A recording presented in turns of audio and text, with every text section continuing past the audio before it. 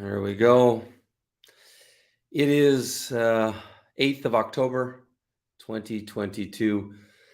And yes, some rather disturbing information just came to me this morning via email. And this is what I was hoping for, Jerry, that by reaching out to you guys, one or more of you guys would help complete the circle and set Jerry free, because I had a very bad feeling. We did a live intervention with Jerry. So I've got Jerry. He's going to join us live in a minute, and he's going to find out this information. And Shay from Shay. So I figured, bring them both on at the same time. So I'll let Shay tell the story, his story of Elena, directly to Jerry, and it'll just, help bring this thing, I think, to bed. So here is just a short intro of Jerry and Elena's, love story. And we'll be right back in a few minutes.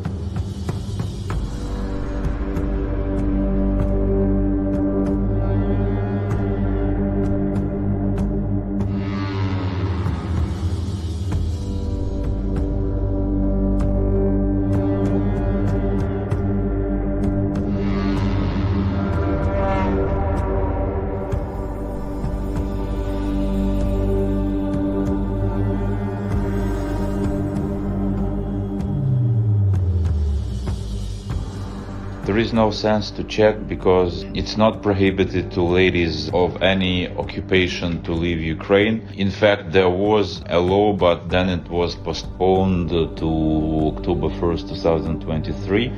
So there are no restrictions for a female to leave Ukraine, and it doesn't depend on her occupation.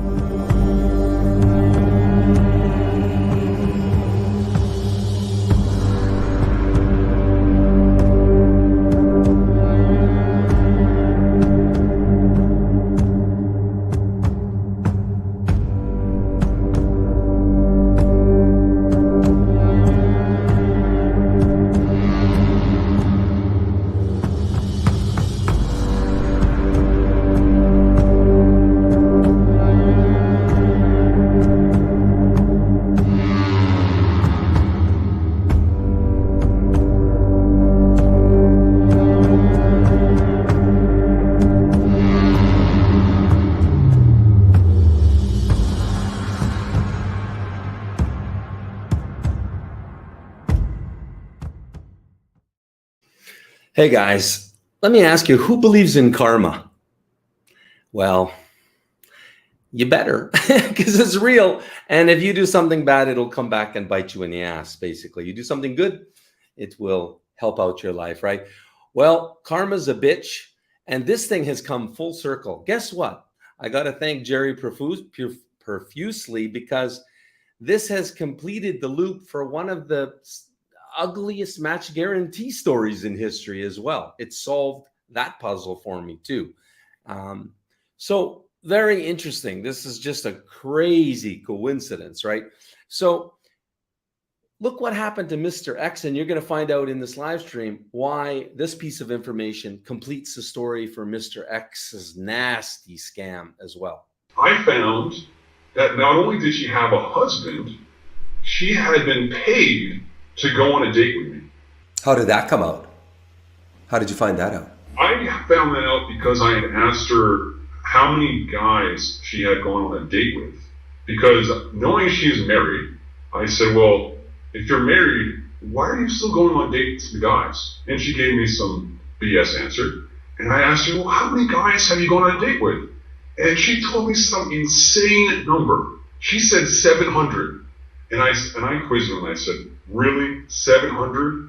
You know, you're a young girl. Like, 700? You're going on dates like every day then. And she said, well, not quite, but very often. And I said, and I asked her, if you're going on dates with 700 guys, then are you saying no to any dates? And she said no. And at that point in the conversation, it flipped to, okay, why are you going out so frequently with men? And she became defensive and opened up, told me the truth, and said it was about the money. Hey, Jerry. Hey, Jer. Hey, Joe. How you doing? Good to see you again. Yeah, good to see you again. Oh my Should God, I be I'm afraid wearing? to ask you, how are you doing? How are you doing? Well, I have to ask you. Should I be wearing sunglasses for this segment or what? No. I mean, you know what? What's the amazing thing about this? First of all, your video went pretty popular on our channel. And as a result, what I was really hoping for is, like I said to you before, and in Scam School 3, Matt is he gets the YouTube notification that we're live. He clicks live, and there is a picture of the girl that scammed him in Kiev out of $10,000. And Really? then he messaged me after saying, Joe, what? So a guy was talking about how this girl was scamming him.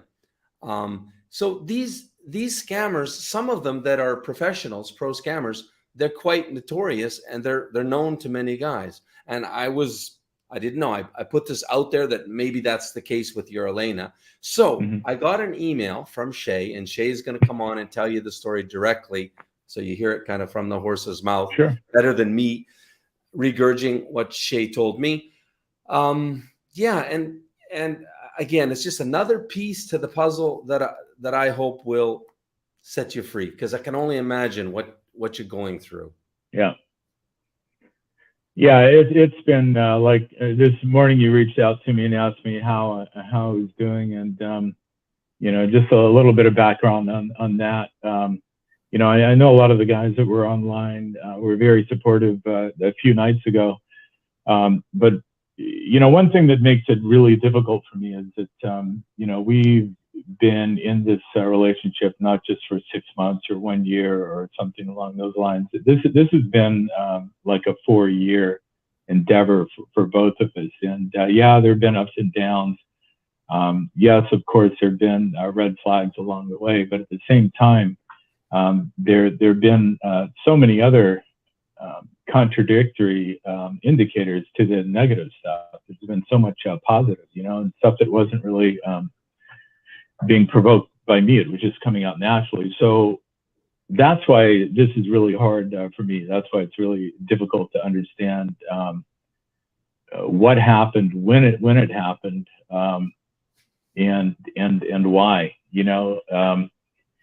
Because it's hard over a 4-year period to play a game for that period of time and not have some of that game exposed, and maybe it was my naivete for 4 years. I don't know. Maybe I'll learn more in the next few minutes, but but anyway, that's just my perspective on things, and that's one of the reasons why, even though things weren't always perfect, that's why I kind of held on, kept the faith, as they say, for so long. Yeah. So. Yeah, I can only imagine. And I can only imagine how your mind is now trying to answer and fill in the gaps of all the negativity, saying, well, it can be explained maybe by this. It can be explained. I mean, I know, to be honest, I would. Hey, guys, I've had some situations not like this, but I've had some situations where, and I see myself second guessing myself and trying to justify. And yeah, I think it's only human. It's only natural, but it's such a big, damaging, heart-wrenching loss. Yeah.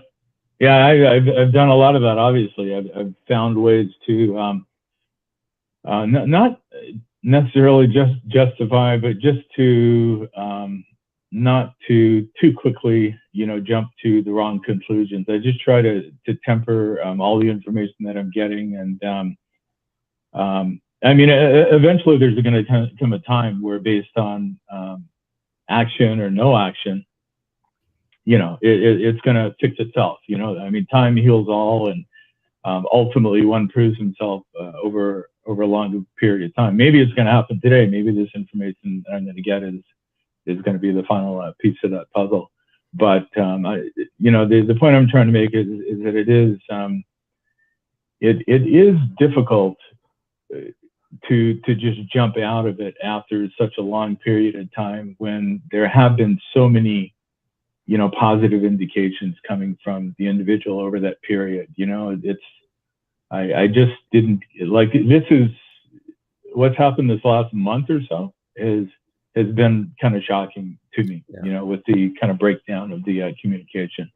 I know the war is attributed to a certain degree, just logistically, the fact that they're back in Ukraine, but still that can't answer all the questions, because where there's a will, there's a way, so. Exactly. I will start by saying that Anna has 100% confirmed on multiple levels directly with her. Her friend is a police captain in Ukraine. Okay. So even active lady policemen to this day can leave Ukraine, no problem. Even active policemen. So that's complete horseshit. Okay. So listen, without further ado, I think I'll introduce you to Shay, and I will explain the story of how this all kind of fits together with Match Guarantee's worst horror story in our 6-year history as well. How this comes full circle. But let's deal with your situation first, because you're on pins and needles. So I'll just put this. Thanks for sending that photo of you with. I didn't want to put that picture up. I wanted to put. Cat out of the bag. Beautiful picture, Shay. Yeah, this photo. You can still hear me? I can still hear you. Yeah, I think everybody can hear. So I'm going to bring Shay on now. And this was his second date with her. Ah, okay. April. You can see the date.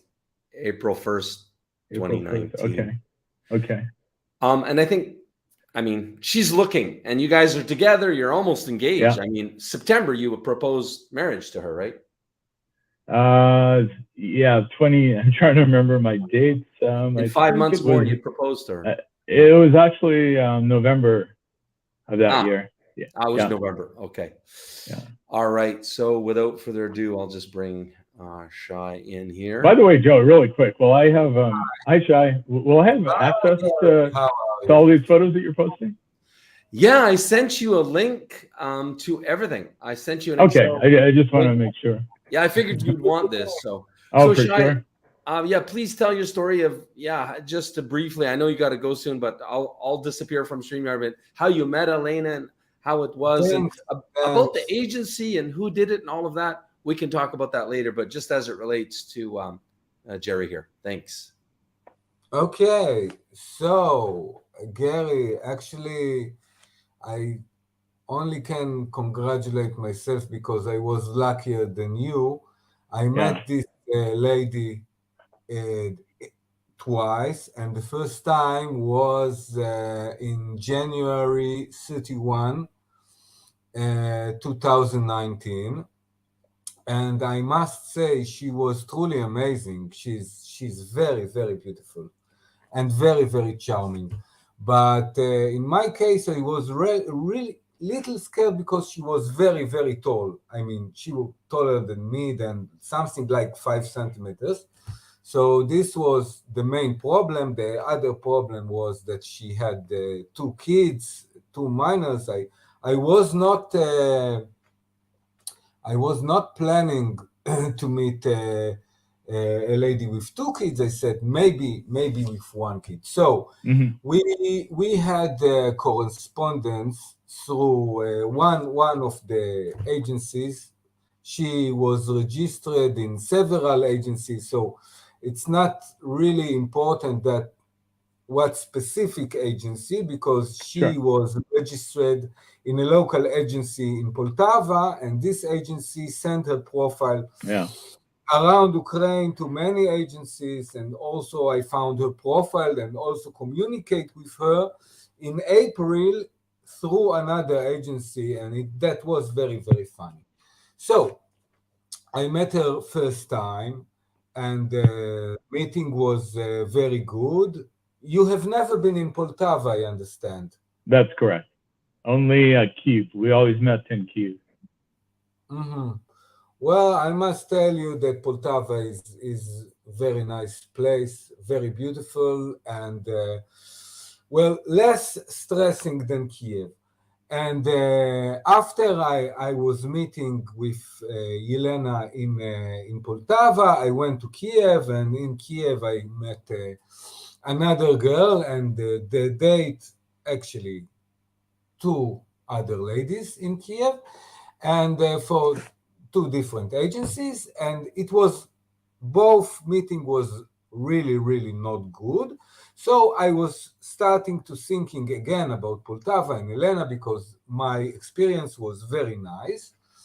And suddenly I came, a few weeks later, I came unexpectedly to Poltava. Maybe I told the agency, I told the translator that made the translation, yes, this is the Palazzo in Poltava, this is the best hotel in the city, and it's very charming place. And I told her something like, I'm coming tomorrow, can I get another date with Yelena? So here she is. And she said, I will check with the lady because no one prepared for your visit. So I came there, and Yelena was very, very charming. And this I understood that she's, I think this profile that they show now is from AFA. And we started talking very, very seriously about, education in Israel for her children and so on. It became very, very serious. And then she told me, actually, I was planning to stay there for the whole weekend, like 3 nights. And then she told me, sorry, but I need to go to the village tomorrow because we celebrate a birthday for my mother. And I take my kids and we'll stay there 2 days. And so there was no chance to meet her again this time. I need to come again. And okay, this Shay, this was in April of 2019. This was few weeks later, after the first meeting. Okay, first, just so I understand in my head, the first meeting was April 2019.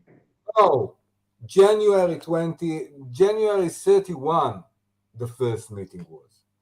Of 2019. Yeah, 2019. And I came back a few weeks later, and then she told me we have a very lovely date. And we talked seriously about, and we talked very seriously about the future and everything. And then she told me, I cannot meet with you tomorrow. So I said, okay, I know I just came unexpectedly to Poltava, and I understand this. And we make every arrangement to tell her about our next meeting. But listen, what was just just coming later. The translator contacted me, actually her boss contacted me. She told me, okay, Elena is out of town, please, we have like 17 or 18 other ladies you can meet. They are want to meet you, and you should meet them because you are nothing with Elena. You're not. You still don't have a relationship. It's just the second meeting. So I said okay because I didn't want to be bored. Uh-huh. Okay, so then I didn't choose anyone. I told the translator, just give me the first lady you want. I will meet her tomorrow and it will be okay. Not matter anything. And then she present me to other lady that actually didn't have those problems. She was not so tall and she didn't have children. And actually that was the end with I decided to continue with next lady. And still, Yelena was sending me photos in Viber, I think, months later. And then one time, I think maybe it was something like June or July, she told me she lost her job in the police force. Okay. And her situation is not good. But at that time, first I have very good communication with the Tatiana from Poltava, and I didn't think to go back to Yelena because of the situation. But I found out in photo search that she was working for web modeling site. You know what I mean?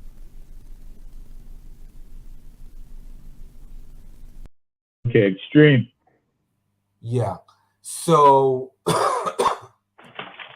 I asked her, I sent this photo to her, and I asked her, Elena, what is this? What is this? And what is this, your job? And then she became very, very rude. She told me, once I had this job, it was nothing, it was long time ago, and this is not your business. I do not owe you any explanation. I thought to myself, okay, so this will be the end with Yelena. She was very charming and beautiful and everything, but she's kind of problematic. It's not so easy to represent such lady in front of your family or your friends and know that someone can see her, maybe saw her 5 years before in some kind of a stripper website. You understand? So that was quite the end of my story. And, so this webcam job, this would have been you found out about that after your first meeting. This would have been like what, the summer of? Yeah, I think it was a few months. It was like in June 2019 or July 2019. Unfortunately, all of this information was in my old phone, and I don't have any. Yeah. This is a nice thing. This is a chat that I did with her like 1 week or something like that after our second meeting. And in this chat, through Ukraine Bride Agency, she do not remember when we meet, where we meet. And this was the Palazzo. And the Palazzo is most famous place in Poltava. Nobody forget it in Poltava, believe me. And this was not Yelena. I do not believe it was Yelena. Someone else was using her profile just to get money from stupid people. So this was the end of it, I can say. So your story is really, really sad, and I cannot describe how do I understand you, because in this scamming school I can be professor. I was scammed, I think 20 times, maybe 10 times. I was scammed all the time, and I think I'm still scammed in certain ways, but I just, take it easy. None was Yeah. for years or something like this, and never support a woman for $1,000 or more every month. But yeah, it was a great. My investment, I don't think it's smallest than yours. If you talk about $100,000, maybe I spent 50,000 or 60,000, but it was not on one lady, but Ah, on I see. several. And also it contains my trips to Ukraine, not only supporting. Hmm. Okay, Right, so right. I wish you happy life and just carry on and understand that Ukraine dating is dangerous. Really, you need Yeah, to find something you can trust that can lead you and can back you. You cannot be alone there, because if you're alone there, bad thing can happen. yeah, yeah, for sure. Yeah, no, I appreciate all that, and I was making notes as you were speaking about some of the timelines, because the when she lost her job, when she quit. Well, I don't know if she lost it or if she quit. I don't know really what the truth is at this point. The story that I was given was that the federal police were having a hard time meeting their payroll for a period of time, and she hadn't been paid in months. So, and that she was going to quit. So she did quit that, and of course, she, as I said in the last video, she did reach out to me for support. And during that phase, we had already met. I think maybe 2 times, or I don't remember. I guess it was 2019 when the job ended. No, so we would have met more than that. But during the time frame that you were in touch with her, because you said you were still in contact with her, like during June and Yes, July of June, 19. July, Well, I think in yes. July or August of 2019, we were on a holiday in Cozumel, um, and in November of 2019, we're in Berlin. And I think before that, in April or the spring of that year, March or something, just before your meeting in April, I think maybe 1 or 2 months before in 2019, I was in Kyiv. So there's a certain degree of overlap between my relationship with her and your communications I with her. I talk about it with Joe before. There's no Yeah, doubt there was an overlap. yeah, Luckily, it cost me about $200, maybe 300. That the two dates and the perfume that I bought her, it didn't cost more than that. Of right. course, Yeah, well, you're lucky, man. But I must ask you one. particular, I was lucky, but I had very big scams later. Yeah, no, I could imagine. I'm sorry to hear that. But usually I let Joe ask the more salacious questions. But perhaps there is a question, the elephant in the room. I think Joe doesn't want to ask it, so I'm going to ask you directly. I'm just kind of curious, just so I understand a little bit more about her character. During the times that you met, were you guys intimate at all, or how did that go? We met 2 times in a restaurant of a hotel with a translator. Mm-hmm. Oh, and that was it? Yeah. Okay. I asked you that just so I understand. Like I said, I just want to understand her character. That's just. I mean, I don't think I think know. Shay heard the word intimate. Shay was asking if you Oh, were intimate, I if you was were I had sexual I or had the intimate, word. kissing or anything like that with her. I as far as I know, scammers, they get intimate when they have no choice, no other choice, just to go on with the show. But scammers do not look at you as a person. They don't look at you as a boyfriend. They look at you as an ATM.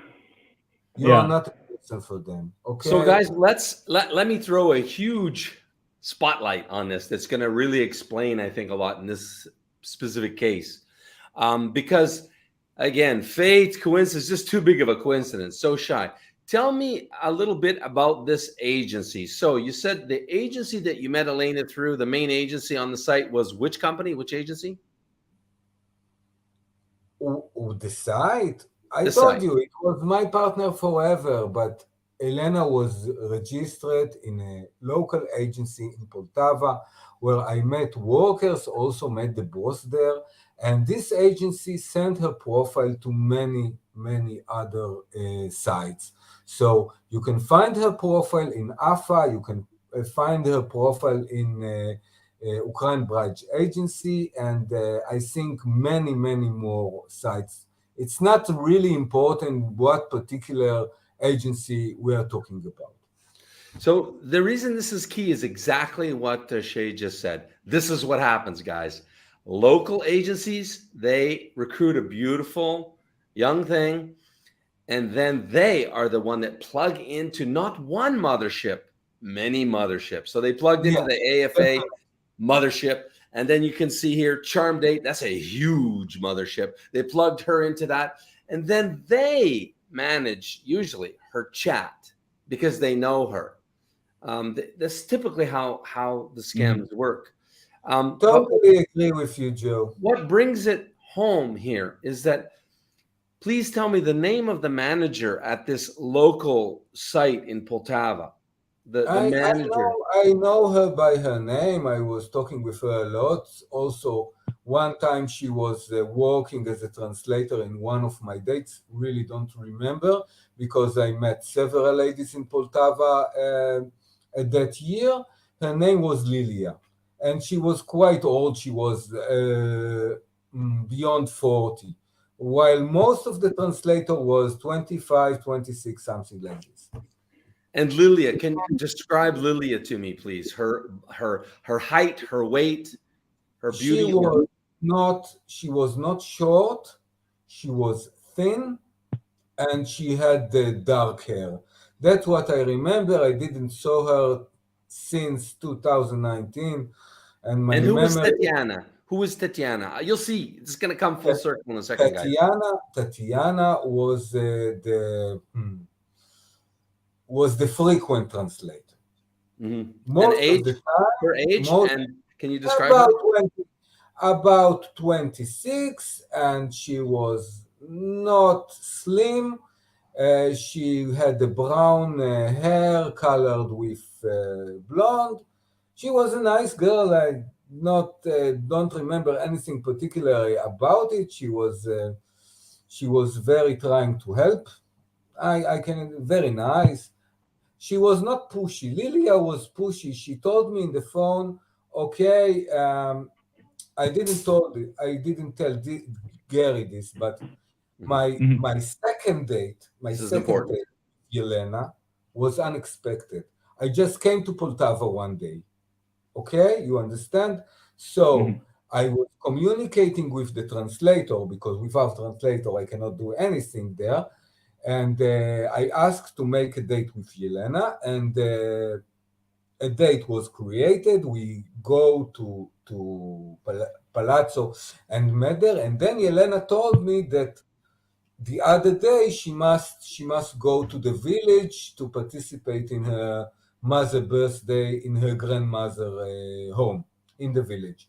So actually I plan to be 3 nights in Poltava, and only in the first night I met Yelena. So this Lilia communicate with me and said to me, no, it will not be like this. We have so many ladies we can offer you, and if Yelena cannot meet you, so you meet one of our other ladies, and you can meet 3 ladies per day. Such ridiculous. But I eventually in this time I met two ladies from this agency, another two ladies, except Yelena. And Lilia, was she the owner? What was her position in this boat in the I local don't agency? know. I think she was, or she was the owner, or she was the supreme manager, because she was like controlling everything. That Okay. was my And her age was again? Her age approximately? beyond 40, Around something 40. like And you never 45. went to the office of this local Poltava agency, did you? You never went to the office. No, it was not needed because they have everything. They send me in Viber like almost 20 profiles of girls that they want me to meet from their agency. Okay, thank you very much, Shay. I'm gonna let you go on because I know you gotta go right now. Thank you very Yeah, much. I need to go, and I hope we will be connected in the future, Joe. It's great to see you work. And Gary, my heart is with you. I appreciate it. Hang on there. Okay, good night. Thanks, Shay. Thanks so much. Thanks so much, Shay. So, guys, the reason this is just a crazy coincidence is because I'm quite sure, but guys, if from the information of Lilia, Tatiana, and the description of Poltava Boutique Small Agency with about 100, 120 ladies, that's it. If you have information about them, if you know exactly which agency this is by these descriptions, because I need to confirm before I blow the lid off it, you know what I mean? But it looks like this is the same agency that screwed me over. And this is the thing, guys. This is the big reason why I have Scam School. I mean, this is the big reason that this confusion of this whole industry is so such a mind fuck of epic proportions, really, guys, because it's these little agencies that only charge $100 to meet a girl. That's it, right? Cheap, right? You can meet a beautiful girl for $100. Well, you can see it's not cheap. This is what happens because quality, guys. I keep saying to you, it's all about the quality of the lady. How did you meet her? Because now this lady plugs into this little agency. These little agencies, honestly, they can't make ends meet. That's why they plug into not one, many motherships, because they only have 100 ladies charging $100 a date, and they can't market to get Western men. I mean, that's the excuse, if you will, but they do this to make ends meet. They plug into the mothership. So I'm just going to play this video again and tell you the rest of the story. And how it was Match Guarantee's worst fuck up in our entire history and what we did about it. And the reason I'm sharing this again and not sweeping my laundry under the carpet, which would probably be the wise thing to do, but I didn't. I exposed ourselves. Hey, look, Joe, misery loves company, man. Yeah. Listen, you never know it all in this industry. 6 years later, I'm still learning. I'm learning things from this case. But this is one of the biggest deceptions that you guys watching this video need to understand. When you're going into one of those little boutique agencies in Ukraine, and there's thousands, guys, thousands of them with 100, 200 ladies, you don't know what you're getting. I hope you understand now what I mean. I'll be right back. I found that not only did she have a husband, she had been paid to go on a date with me. How did that come out? How did you find that out? I found that out because I had asked her how many guys she had gone on a date with. Because knowing she's married, I said, well, if you're married, why are you still going on dates with guys? And she gave me some BS answer. And I asked her, well, how many guys have you gone on a date with? And she told me some insane number. She said 700. And I quizzed her and I said, really? 700? You know, you're a young girl, like, 700, you're going on dates like every day then. And she said, well, not quite, but very often. And I asked her, if you're going on dates with 700 guys, then are you saying no to any dates? And she said no. And at that point in the conversation, it flipped to, okay, why are you going out so frequently with men? And she became defensive and opened up, told me the truth. and said it was about the money. Hey, Jean-Francis, you're here. Listen, do you want to come into the studio and tell your story of the specific scam with the local agency in Kharkov? If you do, just call Diana on our number, and she'll give you the link to join us in the studio. So, guys, I just want to bring it home here. So this was our partner, a Poltava little agency with 120 ladies. We had not only met the owner, but my employee at the time, who had her own agency in Sevastopol for over 10 years, she went down there, met with the agency. She dug, she checked them out. We checked them out online. We did our absolute best at due diligence, and we did this for about 25 to 30 agencies that I was looking to add to the Match Guarantee database. So grow by way of sub agency. It's very common. UBA has about 30 some odd sub agencies, and these big sites like CharmDate and they have thousands of sub agencies, because you look at the number of thousands and tens of thousands of ladies they have. You can't manage that. So after vetting all of these about 30-ish, 35-ish sub agencies, we ended up with 6. So we uploaded 6 sub agencies to our Match Guarantee database, and we ran like that for the better part of a year, until Mr. X is not only my client, but he's a friend, and he's the perfect eligible bachelor. Okay, I mean, no girl turns him down. He's kind of like the male 10 out of 10, wealthy, good looking, 6-pack abs, you name it, So if he can be scammed, can you imagine? Like, when he called me and he told me what had happened to him and that it's my girl, oh my God, I was fucking mortified. I was absolutely mortified. Long story short, I didn't even call the sub agency. I never have. What's the point? I'm a little bit Ukrainianized now, living there for so long. That's what Ukrainian people do. There's no point. Vengeance or calling and raking them over the coals, there's no point. I just pulled the plug on all 6 sub agencies, and that's it. We only have Match Guarantee girls, and that will be forever, because I understood the hard way finally that you cannot trust any of these sub agencies. And that's the problem with these agencies. Once they get bigger and bigger, they get more and more sub agencies.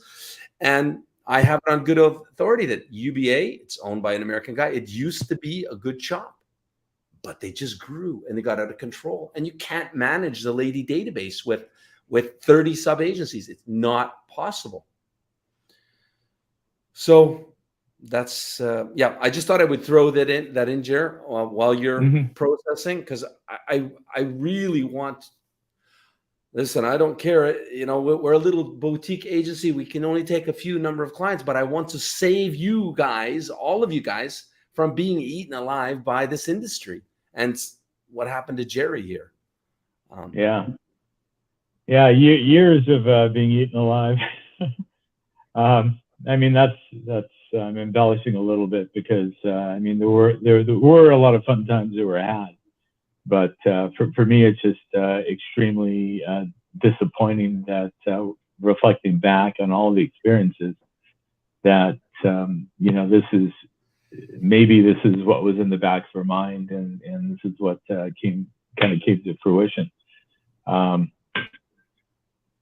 It's very strange, and one thing I'm still not understanding and processing that well is that I could understand if it was just a single woman involved, right?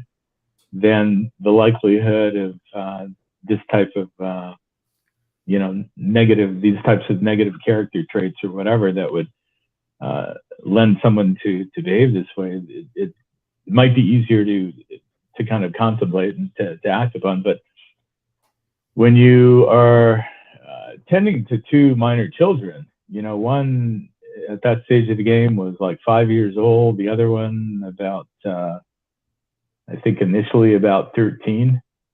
I just can't see the average mother thinking about that. You'd be, in my estimation, you'd think about finding the right person, creating a stable dynamic, stable household from them, finding somebody you can depend on. And, you know, I don't want to praise myself too much, but for those years, that's what I was doing. I mean, they didn't have any cares or worries. All their obligations were being met. They were eating good food and so forth. So really, how much more do you want? You know, other than security for your family, that should be kind of number one. You know, if you're a beautiful single woman, well, that's a different story. You know, maybe you have a certain propensity to play the field and try to, you know, scam as many people as you possibly can, and you know, kind of take it to the bank. But typically, I think with most mothers, you know, number one is you know, giving security for your kids, and this type of lifestyle isn't really conducive to that. So, You know, Jared, it's a big risk. I completely concur with you. And it's just crazy that this happened with a single mom. I always keep standing on my soapbox and saying, rah, rah, Ukraine single mom, because they're not like Western single moms. They're, you know, hypergamy is out the window for a single mom, right. A Ukrainian single mom. They're not looking to upgrade the man. As long as he's a good provider, a good dad. And this is crazy that this is why my wife broke down. Remember, she broke down and cried. No, I remember that. Because that affected me, actually. Joe, I have a question for you. This is just an anecdotal story or situation that occurred maybe it was the last time we had a real video chat, which was, I think it was just before she was leaving Ireland and she was about to head back to Ukraine. Before the video chat, she just out of the blue, we were saying hello and good morning and all that kind of stuff. Mm-hmm. And she mentioned that her little daughter, Diana, was in tears. And I said, oh, well, why is she crying? And she said, because I told her today that, soon she's going to be attending an American school. And so the child, got upset because she was thinking, well, she doesn't speak English. She's going to be surrounded by English-speaking children. No one's going to want to be friends. The way kids think at 7, 8 years old, right? And so when I heard that, I was thinking, oh, okay, well, it's a little bit sad from the child's perspective, but it's nice that she shared that with me, because it meant that she was trying to indoctrinate the child to think that soon she's going to be landing in the United States and a new life is going to be starting for her, and she's going to be attending school. This type of thing is what throws me off, because if at that point, once again, this is only like 3-4 weeks ago, if at that point you have no intentions of making this move, with the children being the number one thing in your lives, who would actually introduce that possibility to them if you have no intention of going? It just doesn't make any sense to me. And actually, when we had the video chat, I got on with her daughter to we did a little teasing back and forth about, American schools. We made some jokes and so forth. And, Leanna was on the side sort of laughing at the interaction and all this. So when I saw all of that, it's like, oh, that tells me that she's thinking about this and she's on board with it. But then, because there's no reason to even bring that up whatsoever. That's just kind of strange and even cruel to the children. Maybe it's something that they're looking forward to. So if you're not planning on coming, then you don't even mention a scenario like that, right? Maybe you just placate me and say, oh yeah, we're making sure we have all the vaccination records, this and that. But you're not really sharing that stuff with the children. So that kind of blows me away. I don't know if any of the viewers, Jean-Francis or any of you guys have a take on that, but that just wasn't necessary for her to do. And that led some kind of legitimacy to the whole thing. The point I'm trying to make is that most of our interpersonal interactions were sincere and positive. There wasn't a lot that I was getting from the dialogue that I was having with her that raised red flags. the red flags for me started once again about 1 month ago, when these communications just started to creep to almost not, in terms of our regular communication. So, as we used to say back in Ottawa, when people started acting a little squirrely, we'd say, "You bang your head,"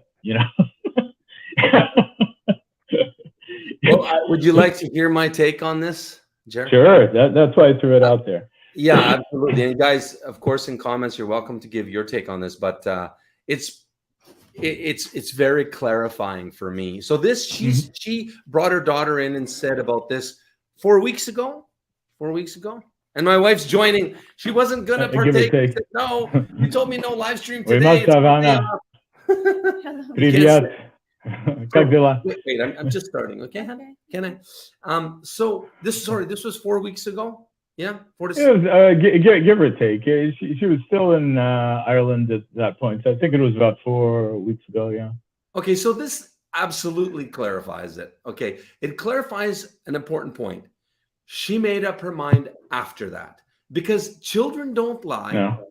And there's no point in her telling you about this. She told her daughter, our daughter was very upset that she has to go to English speaking school because she doesn't speak good enough English, and she's not going to be worried about not being able to make friends. It's very disconcerting for the children. So absolutely, this tells you the demarcation point of her decision to let you go was less than whenever that call was. Absolutely. Yeah, that's what I threw it, because I feel the exact same way. I think I kind of mentioned that something happened upon her return to Poltava. Excuse me. That's why I said something happened. She banged her head. It's like something occurred during that period, because I wasn't getting any types of indications before she left Ireland and her stay in Warsaw. Mm-hmm. It wasn't until she got back. So I just don't, whether I'll know exactly what was going on or what happened, if there was something traumatic that changed her mindset, I really don't know. That hasn't been expressed to me. I don't know if I need to know at this point, but yeah, in the window of from September 1st through August, whatever Monday was, August 5th, I guess, or something. Something went down. So, and it happened fairly abruptly. So, yeah, because even the week before, like, she has a dog. She has a little Corky. Mm-hmm. And she was telling me about, once again, this wasn't, information wasn't solicited from me.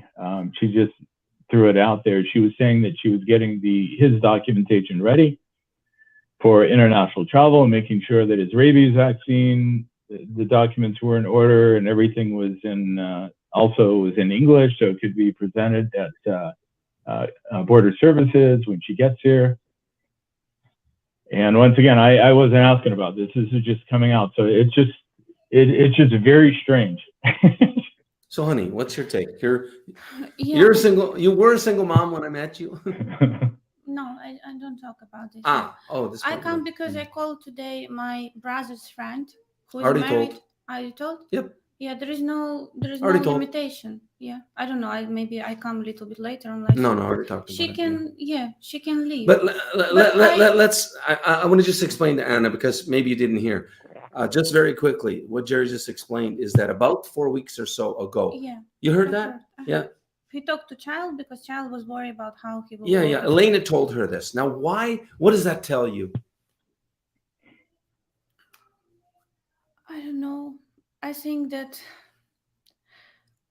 with my optimism, I try to imagine that she was kind of planning, or thinking about going to you. But from our last conversation, I saw many signs that she actually never was going to leave Ukraine. And this thing that she was in Poland, not comfortable living, not with the Ukrainians, so she goes so far away to UK, between surrounded with Ukrainian people. I see there is no, like, consciously, and I see here actually even worse thing, not manipulating only you, but manipulating children. So creating all this scam, preparing you that she will come back to Ukraine, and all of a sudden she cannot leave Ukraine.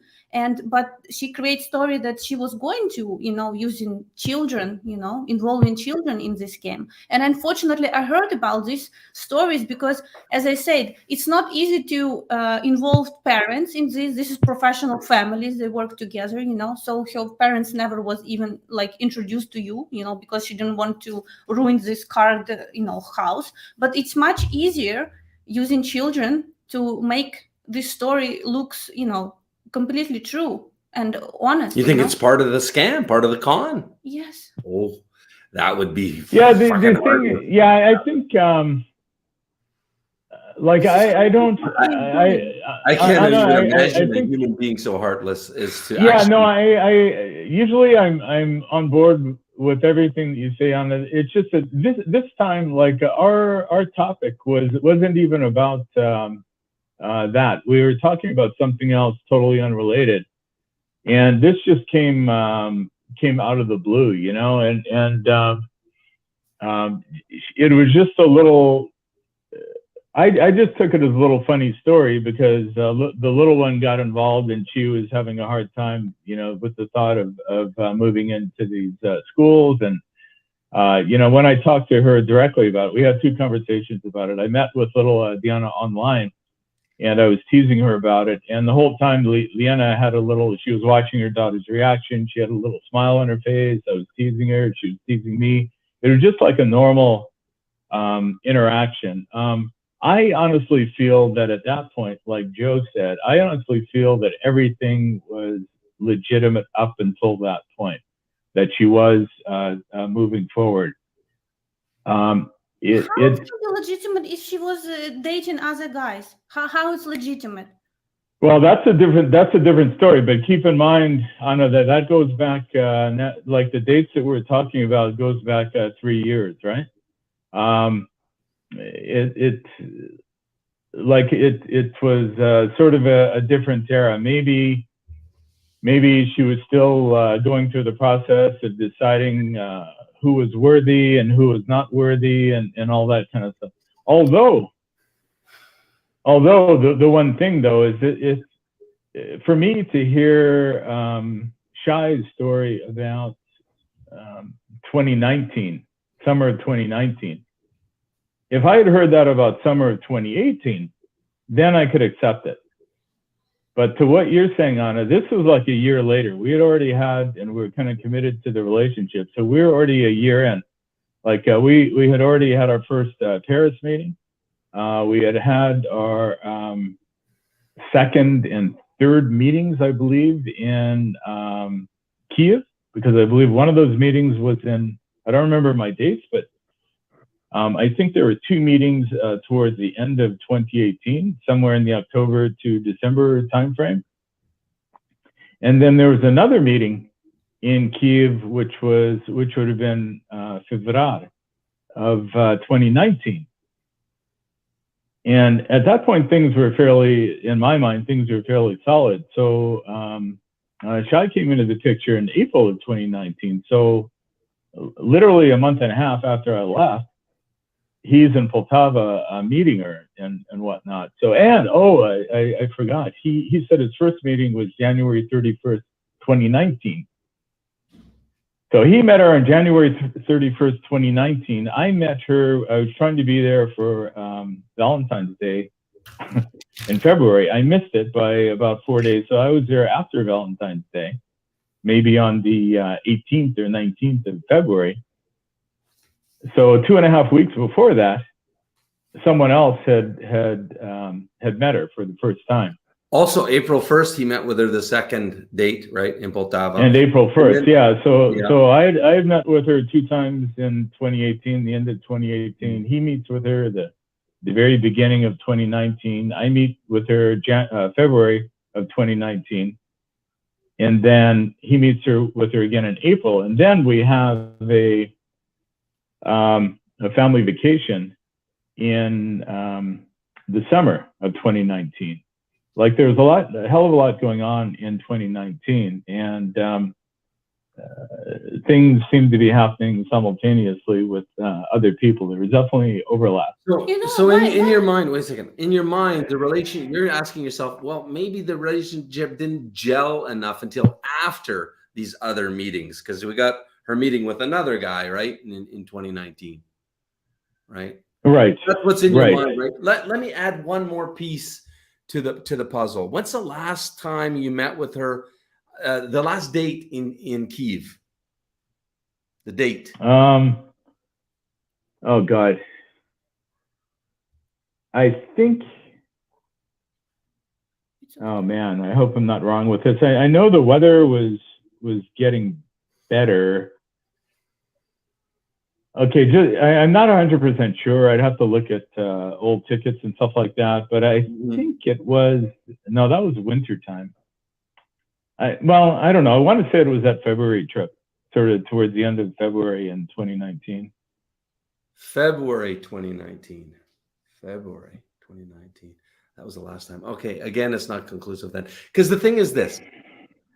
I had a relationship with somebody in Poltava. I can tell you about Poltava mentality, yada, yada, yada. And I know this. The reason they don't want you to go to Poltava, Anna mentioned it last stream, is because it's such a small place and people gossip and talk. Sure. And we definitely don't want you to come to the building, because then the whole fucking town knows that you're in a relationship with a foreigner. And I don't know if you guys understand this, but take it from me. Ukrainian people judge any woman dating a foreigner as follows. You are a gold-digging slut. You betrayed our men to be with a foreigner. So women don't want to be judged. So that explains that away. But at some point when she was serious with you, she should want to introduce you to the parents. But again, we're only talking February 2019 because of COVID. So maybe it hadn't gelled for her then also. No, but once again, to that point, because I know that was a big point that came up in our last meeting, but to that point, we were on the verge of actually buying tickets for all of us to meet. We're going to have a kind of a family reunion in Austria. Her parents were coming, the kids were coming. Actually, one of my daughters was going to come, and it was just going to be a big family thing in Austria. This was scheduled for February of 2020. And just as I was about to make it all happen is when things started shutting down. And I think Vienna was one of the first cities that had sort of absolute lockdowns. So that was going to be with the parents. We were planning a week, and we were going to tour around the city and get to know each other. And that was the whole reason for the trip, was so that parents could meet Giedi, you know? You don't know that if it would ever happen. You also buy tickets for her to, to the bus and to flight, and then all of a sudden, last minute, it canceled. That's what happened with all scam stories, Well, I know, but just with that, we did have trips during that time frame. That was the parents' trip that was canceled. Yeah, I mean, anything's possible on it. Yeah, it could have all been My mother got sick, and she's in hospital right now, and that's all.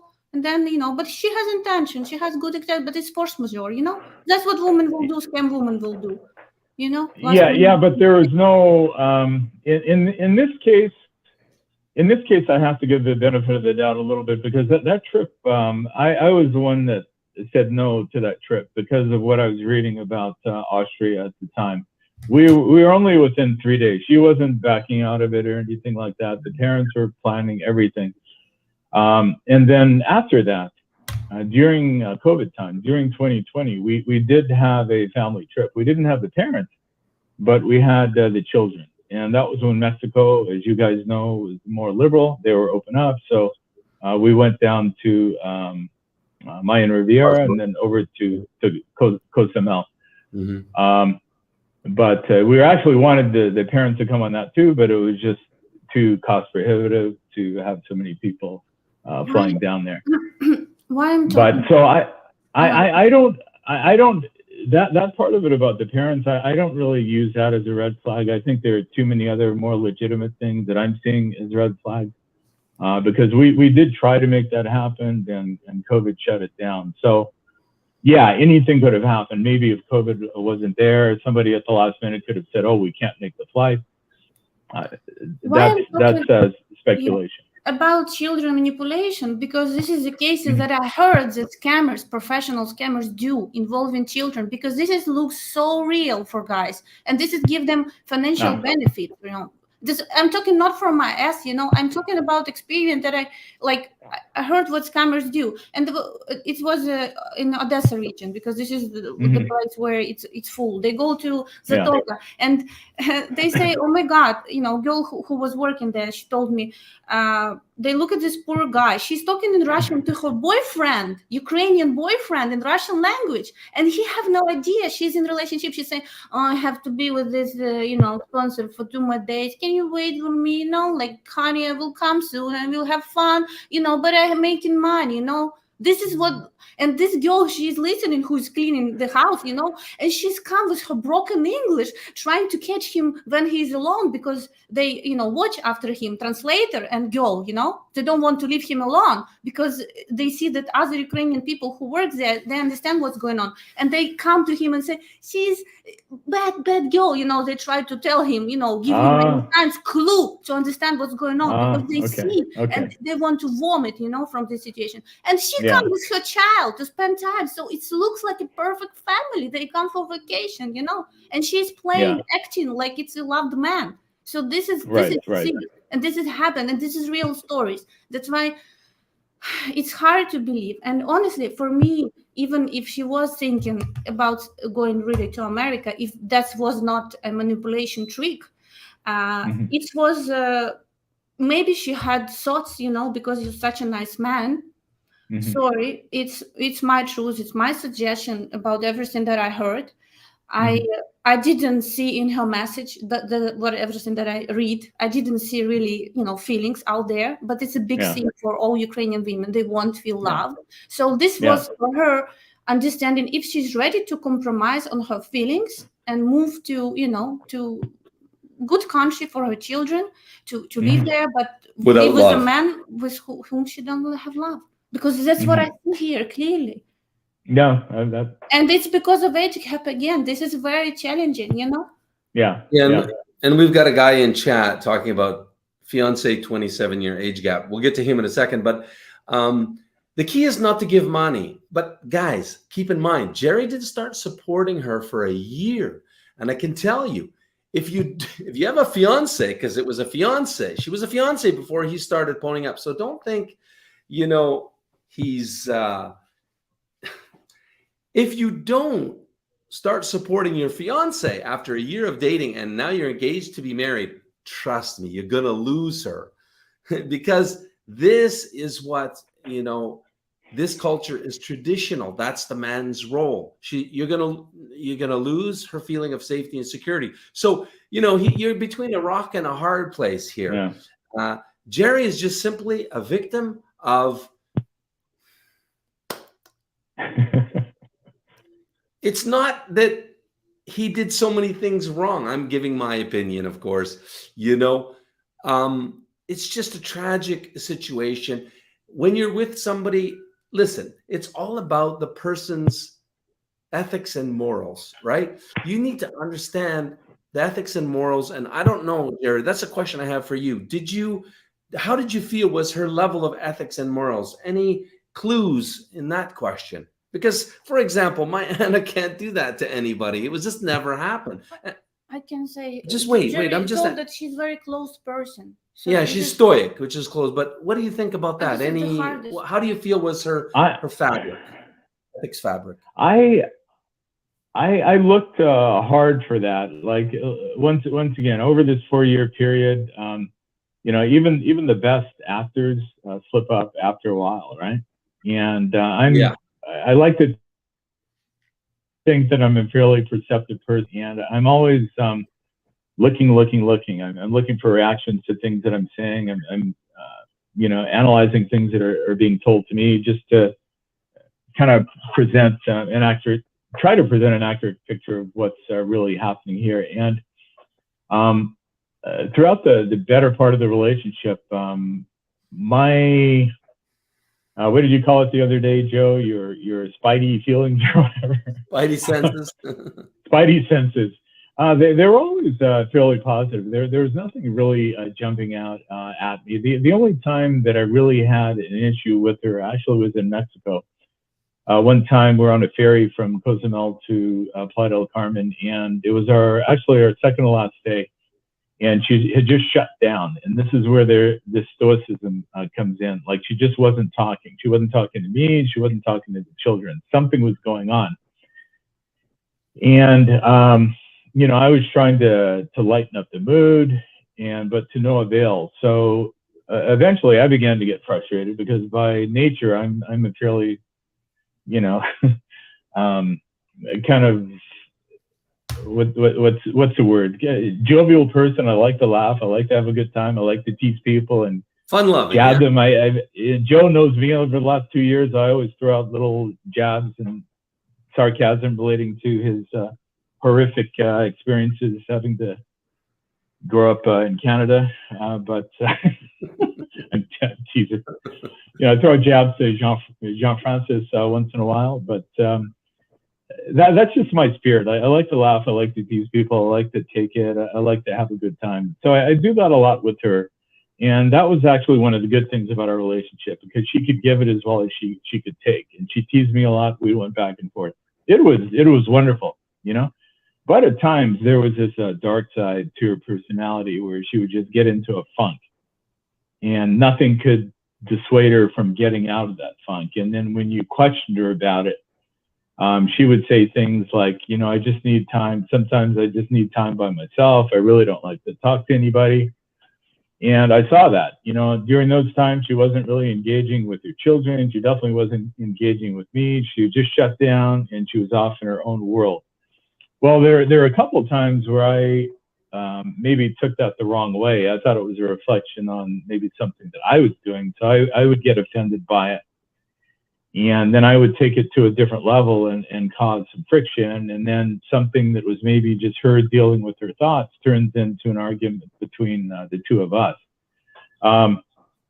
My problem with that is that if there is something on your mind that's disturbing you to the extent that you can't talk to your partner, then that's pretty bad. I think if there's something that's bothering you that much, you should be able to talk to your partner. And if they truly are your partners, they can help you. Maybe they can't give you advice, but at least they can listen and be empathetic and make you feel a little bit better about the situation, even if they can't really resolve it for you. But with her, it was never like that. She never sought out that type of comfort, from me or from anybody else in her immediate family.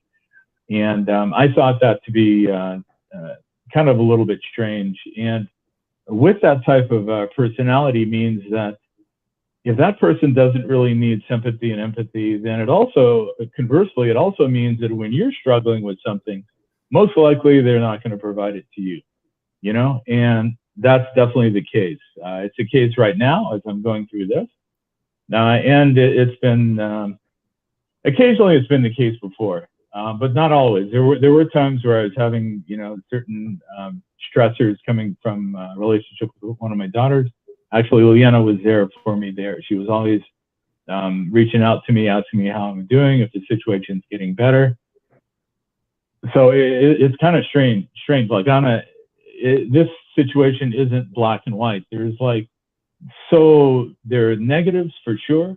But then there have been so many positives along the way, things that you would want from a supporting partner, That's why to turn my back on it and just easily walk in a different direction, that's why it's, even though that's kind of the direction I'm leading in, it's just very difficult. It's not like this person was just pure evil and everything about her was a red flag. That's never been the case, so I don't know.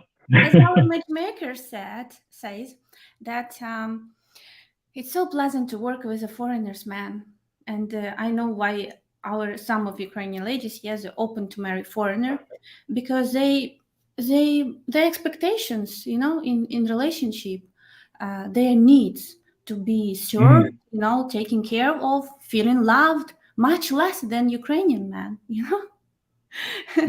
They need so small to feel happy, and they appreciate more relationship, because they have less of this opportunity compared to this potential in Ukraine, with having so many choices. So, they more appreciate it, and that is why they also, some of Ukrainian ladies, they're looking for a married foreigner because, Jack. I mean, a little bit what she gave to you, a little bit of her warmth, you carry it as a, as a significant for you, that she was really into you. But in reality, if she would be, I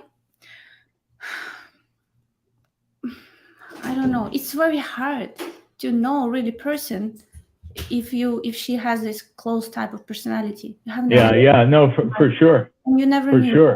That's very, Now, I call it the readability index. Everybody has a readability index. Mine is like probably 9 from 10. You meet me, you can read me, but some people, and if you're stoic and not showing emotion and stuff, hard to read. Takes much longer to get to know those kind of people. And I can say in my experience, those kind of people, if there is a person that's going to deceive you, those are the type of people. Because people like John Francis, like myself, like Anna, we marry, and probably you too, emotions on our sleeve, talkative, over talkative. Yeah. Well, what you see is what you get, right? But those stoic people, you have to be careful. Well, another strange thing, and I want to get the female perspective on this, Anna, because this is the little incident that took place on our last meeting when I was in Warsaw. She was really down in the dumps. She was really in a depressed state, mainly because of the circumstances surrounding the war. She was away from her home. She wasn't that comfortable in the flat. Her best friend, who she was able to relate to every day, who was there for like 1 month. I think I mentioned to you guys the last time, Irina was moving on to Switzerland to stay with another friend. So she was there essentially by herself, okay? So I came to visit during that period. Irina was just about to leave. I met Irina, very nice, and so forth. She once again, she was in a depressed state. She was thinking about her mother, her stepfather, everything they were dealing with, just about the war in general. She didn't understand it, and why. So she was just down. She wasn't a happy camper, and it was unlike any other visit I had ever had before, because usually in the other visits, everything's happy, Our biggest concern is whether or not the coconut water is too warm or something, But but this time it was different. She was constantly in this mood, and I took it after a while. Took it personally because I thought it was something that I was doing. I thought that my presence would lift her spirits. So maybe I got a little bit childish, and I took it to heart too much. And I thought it was something about me. So I made the statement, I think it's obvious that everything has changed. And she goes, what do you mean? And I go, well, our relationship, it seems like everything has changed. She looked at me and she started crying. All right. And I said, why are you crying? And she goes, because you said that everything about our relationship has changed. And then I explained to her, well, based on your mood and based on the lack of sort of interaction and so forth, these are what my feelings were, right? And I remember that, and I just wanted to throw that out because if it was somebody who really had nefarious intent all along, why do they have that type of reaction? I just don't get it. What date was that? Sorry, what date was that? This was in May of this year. That was the last time I saw her. This was about maybe 2 months before she ultimately got back to Poltava. So, and your read was it was genuine emotions. There was no. Oh, it was definitely genuine because she, like I told you before, she's a stoic woman. She doesn't. I'd only see her cry on, like, in the 4 years, on one other occasion, and when I said those words, it brought her to tears. You know. And remind me again, you said that because of what? What was your justification? You said I just said that because I was just getting frustrated at the communication. I came there, like, it was a big effort for me to get to Poland. I'm financially, it wasn't cheap. I didn't get the best airfares. I was missing. I mean, it was a whole shit show basically. Because of very quick connections, I missed a flight at CDG, and I had to pay out of pocket for another ticket. The same thing happened on the way back, but anyway, that's a different story. So I was mentally exhausted, physically exhausted when I went over there. I just wanted, I was expecting a different type of reaction. I thought that she would be, happy to see me, that I could take some of the emotional load off. Now she's with her man. We can go out and do things in Warsaw and have a good time. And that's what we did. I mean, we did have a great time there, but hold on. But Anna, what's your take? Yeah. No, my smile, because do you believe in sign, Gary? If you was missing the flight and you would, it was going not so smooth, this is kind of sign, this is not your Well, okay. Let me pause by quoting Jerry. When one of the reasons I was so my spidey senses were in overdrive when Jerry and I spoke the other morning, whatever it was, 4 mornings ago, whatever, is he said, Joe, basically, if it wasn't for bad luck, I'd have no luck at all. Like, boom, boom, boom, boom. Listen to all of these things that is trying to unplug my fiance and I, basically. Okay, honey. Yeah, but with regards to that, Anna, that's a funny question, because no, I'm not going to take that one to heart as being a sign, because if I did that, then I would always have the sign, because 9 times out of 10 when I travel there, I have a 1-hour connection and I never make it. So I'd always be doomed. I should never meet any woman. This isn't the first time. No. Well, I can tell you, Anna and I, one of the many things that we have in common is we always look for signs to point if we're going in the right direction or which direction we're supposed to go. And that's, I say signs. Of course, we're Christian people. You guys all know that. Mm-hmm. So this sign had our ass out of Ukraine 6 days before the war started. So we believe in the signs,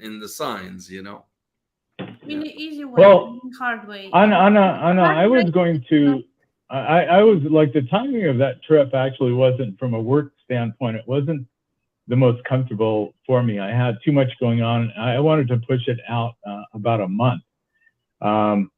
I scheduled it for that time frame, I guess the end of April, beginning of May, because she asked me several times. She says, "When are you coming here? When are you coming here?"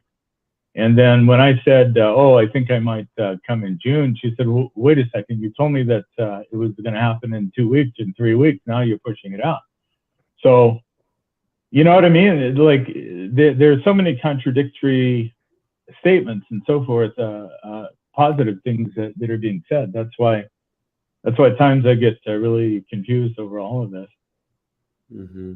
I think, why she was crying, it's because she come to the point when it's war in Ukraine, there is no more, created things why she don't move to, your romance come to the end and she need to make decision if she's move forward with you.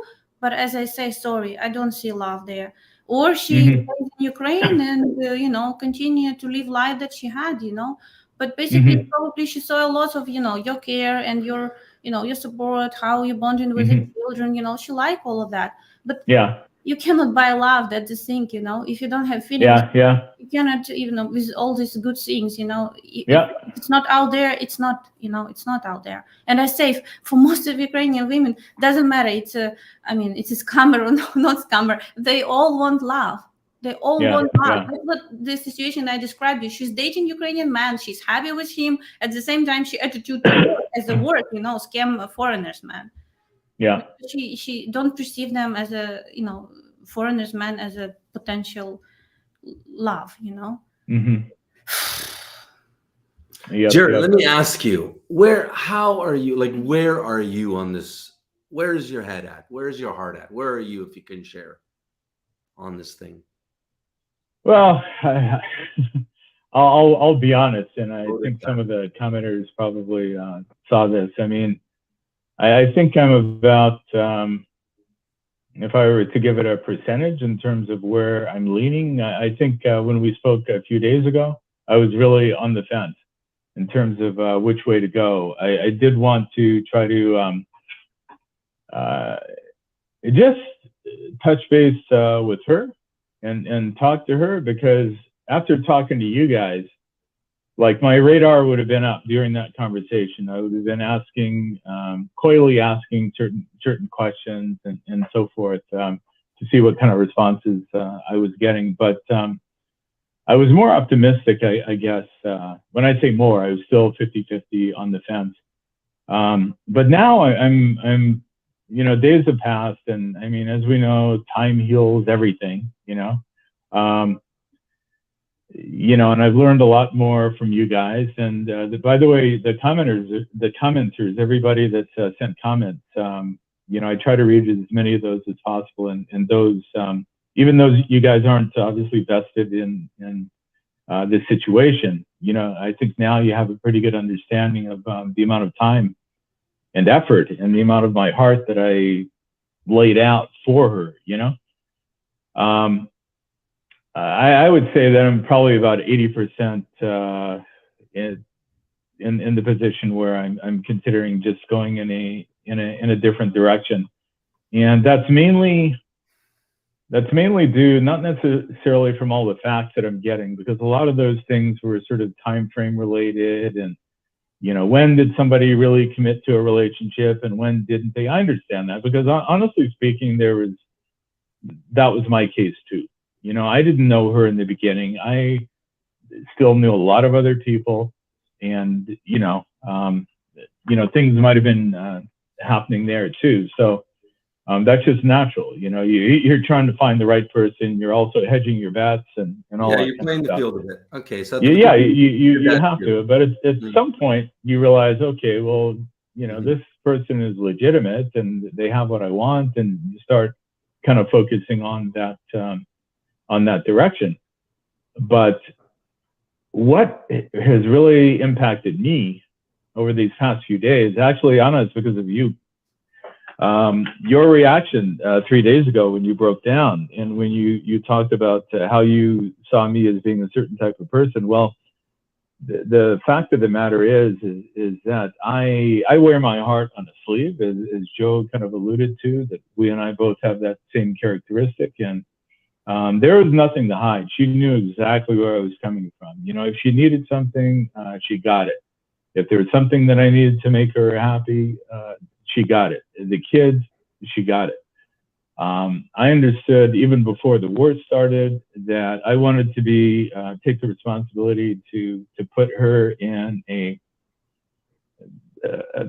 sanctuary where she didn't really have to worry about what was going to happen tomorrow and what she could do and what she couldn't do. And essentially that's what I did for 3 years. And also, I think if I don't mind patting myself on the shoulder a little bit, I think my personality is fairly warm and open, and sometimes my jokes might be a little bit stupid. Jean-Francis can attest to that when I was teasing about Quebec, Quebec. But anyway, you know, I like to have a good time. I like to smile. I like to have a few beverages and relax and just enjoy life. That's my whole persona. And that's what I gave her. You know, that's why we had so many wonderful trips over the years. And that's what really sort of hurts me. That really has had a deep impact on my heart, because I don't give to everybody like that. I'll only do that if I have ultimate respect and trust in that person. And you know, because when you do that, then you're becoming more vulnerable yourself. Once your heart is 100% open, then it can easily just be shattered. And essentially, you were fully in. That's what happened now. I was totally in. So to have somebody come back and do this, it's just, it's devastating. It's shocking. The heart is obviously just shattered, you know. But obviously, there's a lot of pain and so forth that I'm trying to deal with. You know, time is gonna be the ultimate cure. You know, we've all been through this. You know, it's just a matter of time and so forth. But the main thing that I have is just absolute disappointment, because some people you think are capable of something like this, but honestly speaking, despite everything that I was presented, regardless of that, I didn't think that she was that type of person. And maybe that's just me being delusional and you know, not picking up on the right things at the right times. But really, there weren't a lot of those negatives throughout the relationship. It's only it's this BS just started после февраля 24. You know, this is when all this stuff just started slowly changing. You know, I just saw a different side to her. You know, so. You know, here's Journey of Mars, who's engaged to a young lady, 27 years his junior. He's offering to help you. Listen, if you guys want to connect, I'm happy to facilitate, because sure. You know, somebody commented you need a good psychologist, family psychologist. And you know what, guys? Sorry, but I personally, I don't think they're worth a hill of beans. The best psychologist is being around friends that care. And so that's why I'm happy to facilitate Journey of Mars if he wants to connect. And that's why we're doing this with Jerry here. Yeah. Is that, you know, we care about you. We care about what you're going through. Mm-hmm. We're equally, but we're horrified by this. We talk about this off camera afterwards. This is like, you've been the main character in our week, you know, and whatever we can do, you know. Yeah, no, I appreciate that. And actually, I was a little bit taken aback by your initial reaction. It was very heartwarming for me, you know, when I sent you that initial text, and the fact that you spent so much time and you dropped everything and you got yelled at by Anna because it affected one of your appointments later on in the day. Sorry about that, Anna. That was all my doing. Listen, I want to. Somebody, Jean-Francis here, is a little bit critical. He wrote, "Oh my God, only 80%." There's a comment here. So listen, yeah, he's doing great, being at 80%. Yeah, he's 80% tossing her to the curbs and 20% holding on with hope. So just on this point, I just want to offer you. Yeah, if you need to close the gap on that 20%, here's what I can offer. So I have a contact, Ukrainian police contact. We can verify her passport, find out her registered address, check her tax records, check her criminal records. The last time I did this for somebody, I'm just saying, it was Steve from Australia, and he was scammed $27,000.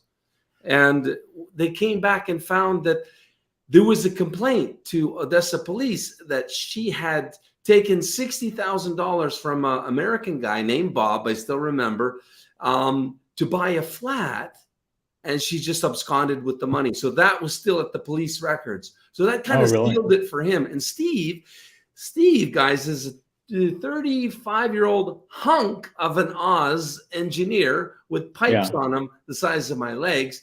And he was scammed by a girl, only an 8-year age gap or something like that. Yeah. And he's high quality, high SMV male. So it can happen to anybody.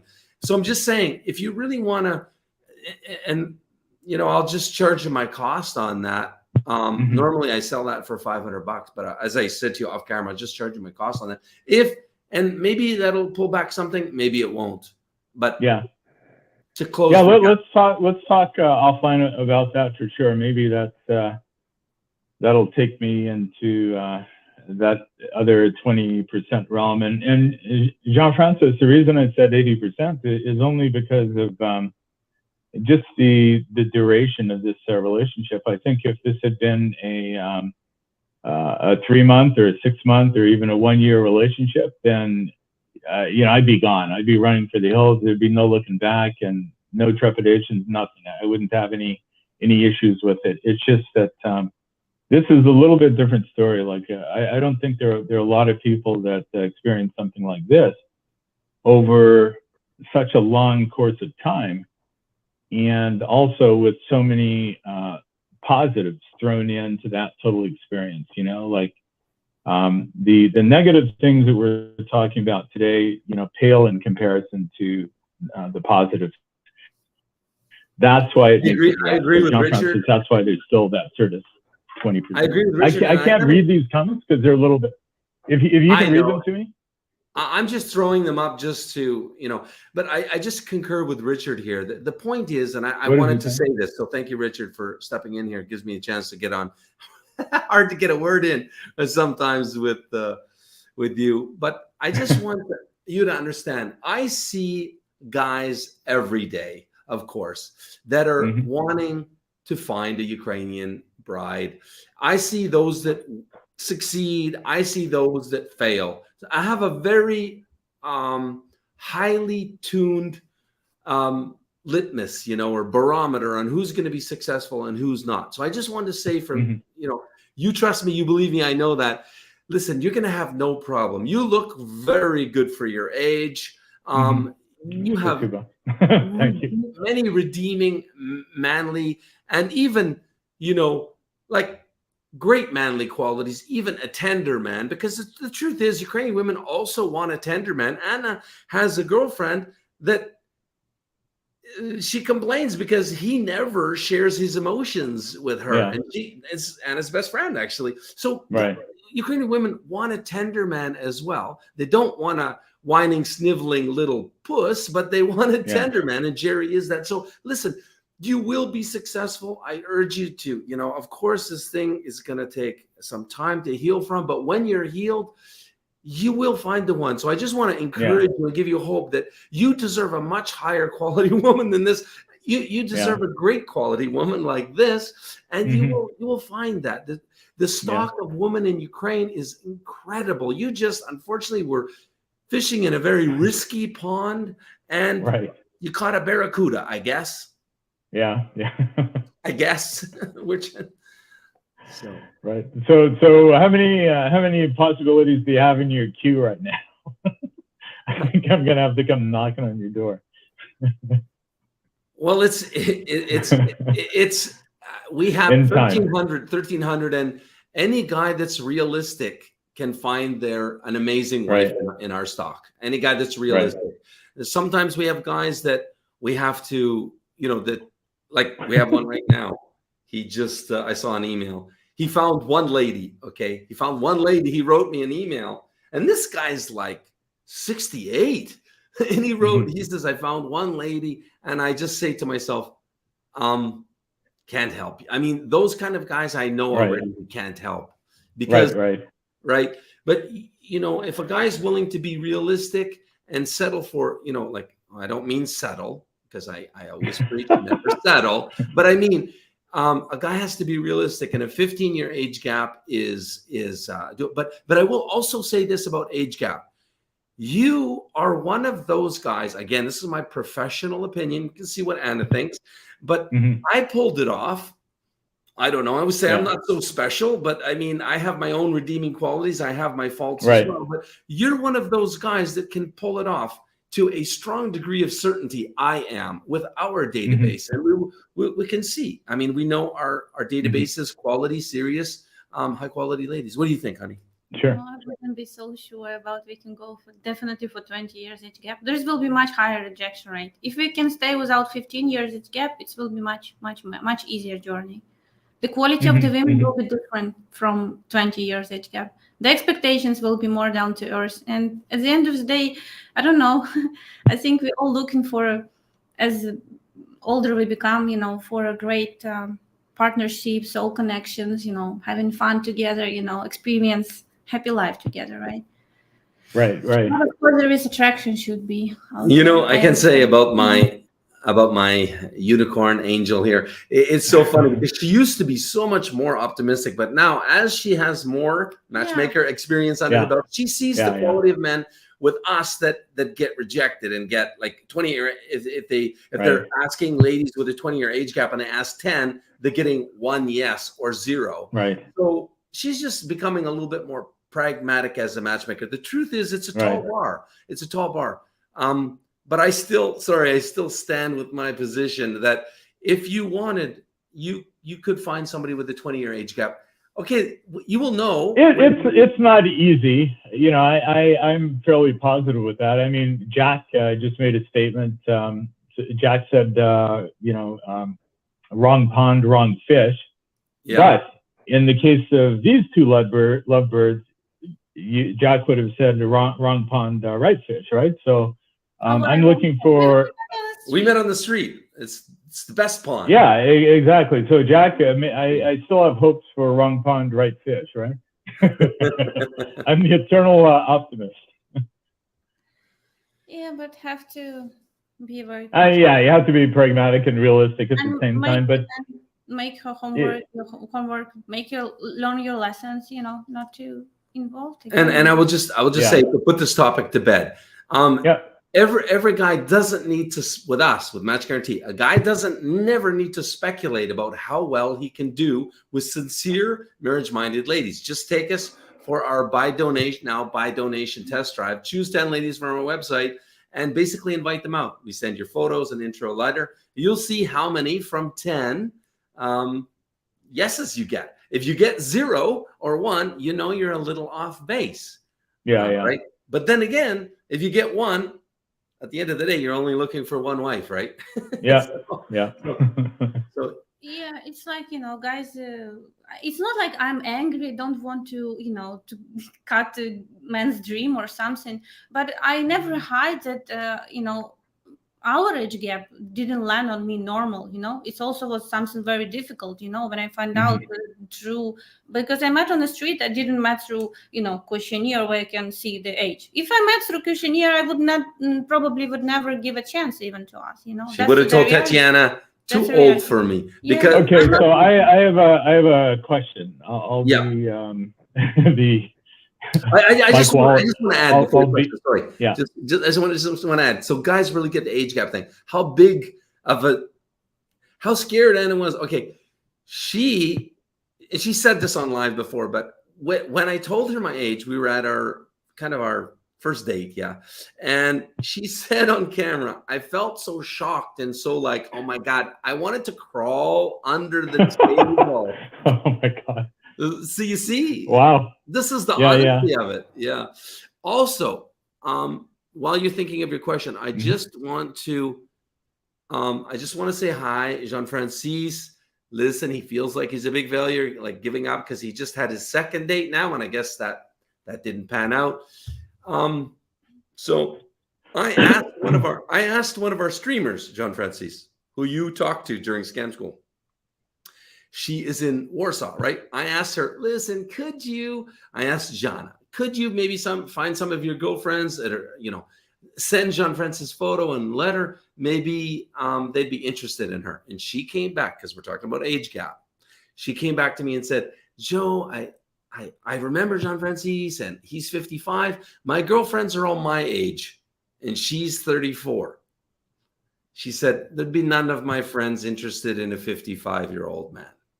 That's what I'm saying. It's my This is what we're saying. And that's street. That's real. That's inside. You see, guys, so, hey, it's possible, but it's not probable, a 20-year age gap.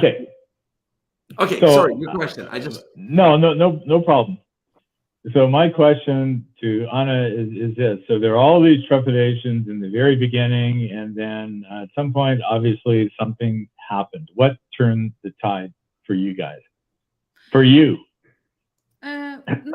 Let's face it that by the time I find out the age, I already have, very good... I know Joe's soul, and this was really attractable to me, his personality, his charisma, everything, from the moment I met, it was like, how to say, I was like a magnet, it was pulling pulling, right? Yeah, like I was drawn.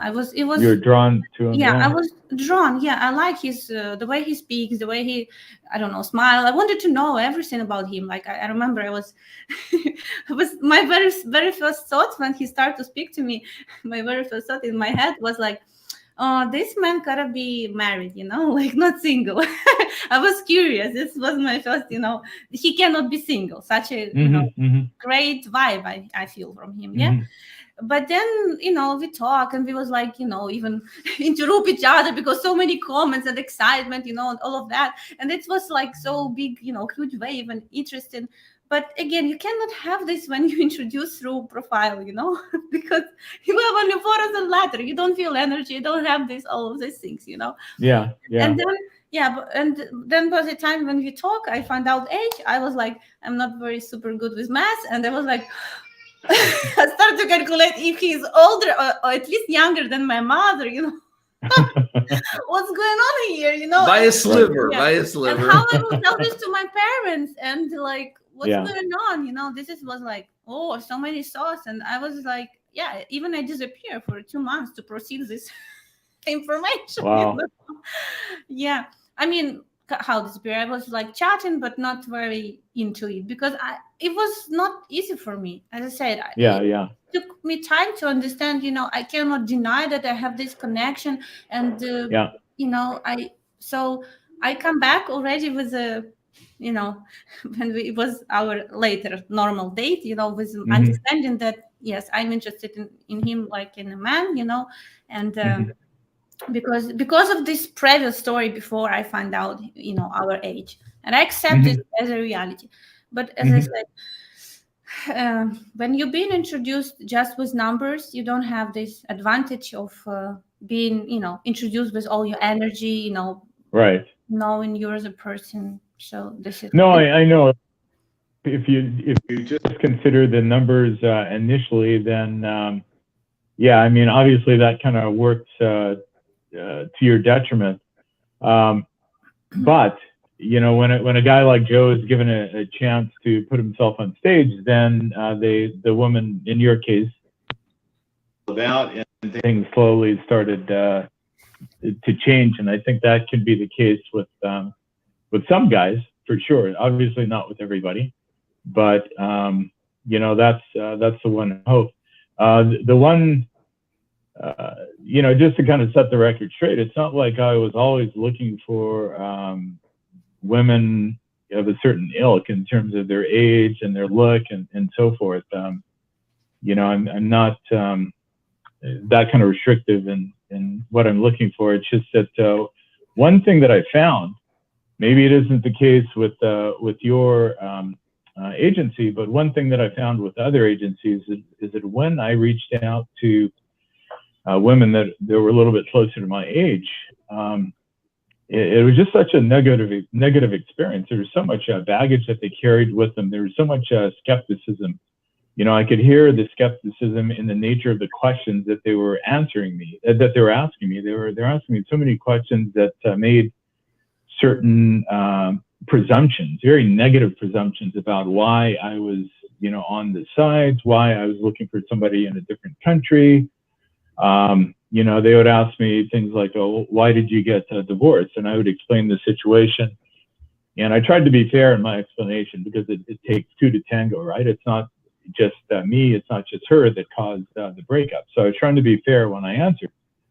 But these older women were just so negative. They always assumed that, any breakup is the cause of the man. So they were saying, oh, I'm sure she did nothing wrong. It was completely 100% you, and you're not being honest and telling. I'm like, what? You don't even know me. This is our first 4 or 5 minutes of testing each other, and you're jumping to a conclusion on my 15-year marriage as to why it's Jerry, let me just involved. interject. Sorry to interject, just to have a conversation out of this. I completely concur. And so I don't say this a lot, but just to give guys an idea. So I looked for quite a while to find my angel. So I had about 50 dates in Ukraine. And so I found the same thing. And this is one of the reasons that I was turned off by a lady that was, let's say, closer to my age, is that I'm very optimistic, very positive. And you know what? The truth of life is, as people get older, we get, and Anna can talk about the psychology behind this and how to heal from it till the cows come home. She's an amazing shrink. But yeah, we get more jaded, more quick to anger, more jaded, more skeptical, more cynical, all of the bad things that kind of, it's like toxins in our body biologically. It builds up with age. And it was one of the reasons also I knew that I just wasn't going to be happy with an older woman. So I just want to concur that it is an unfortunate side effect of aging. And I would agree with you. Listen, I just wanted to double back, and because I think it's really important, finishing our age gap story. I'm going to tell Paul Harvey's now the rest of the story, what Anna didn't tell you. And it's probably, I'm going to beaten after this. But yeah, but I think it's important you get the holistic view of how traumatic it was for Anna, our age gap. And so somebody asked the question about children. Actually, Anna introduced me to the children fairly early on, and that was one of the, I think, pluses, but this is not my point here right now. Is that we got along great, the children. But actually, Anna kind of took a siesta from me, took a hiatus from me for a period of time, and dated other guys. And you was dating other girls. And I was dating other girls because of certain things that, You was even longer dating other girls than I was dating other guys. So you could say we both weren't sure for certain reasons. Okay, so she was dating, and it was about a 2-month hiatus where we didn't see each other. We didn't even really, we didn't communicate even. And you write me one message. If I found Turkish man, because I traveled to Turkey. Okay, and so. Well, no hello, no nothing. If I find a Turkish man. Anna goes to a healer in Kiev, and I eventually went to this healer too. And listen, I'm an engineer. I'm a left brain and a logical person.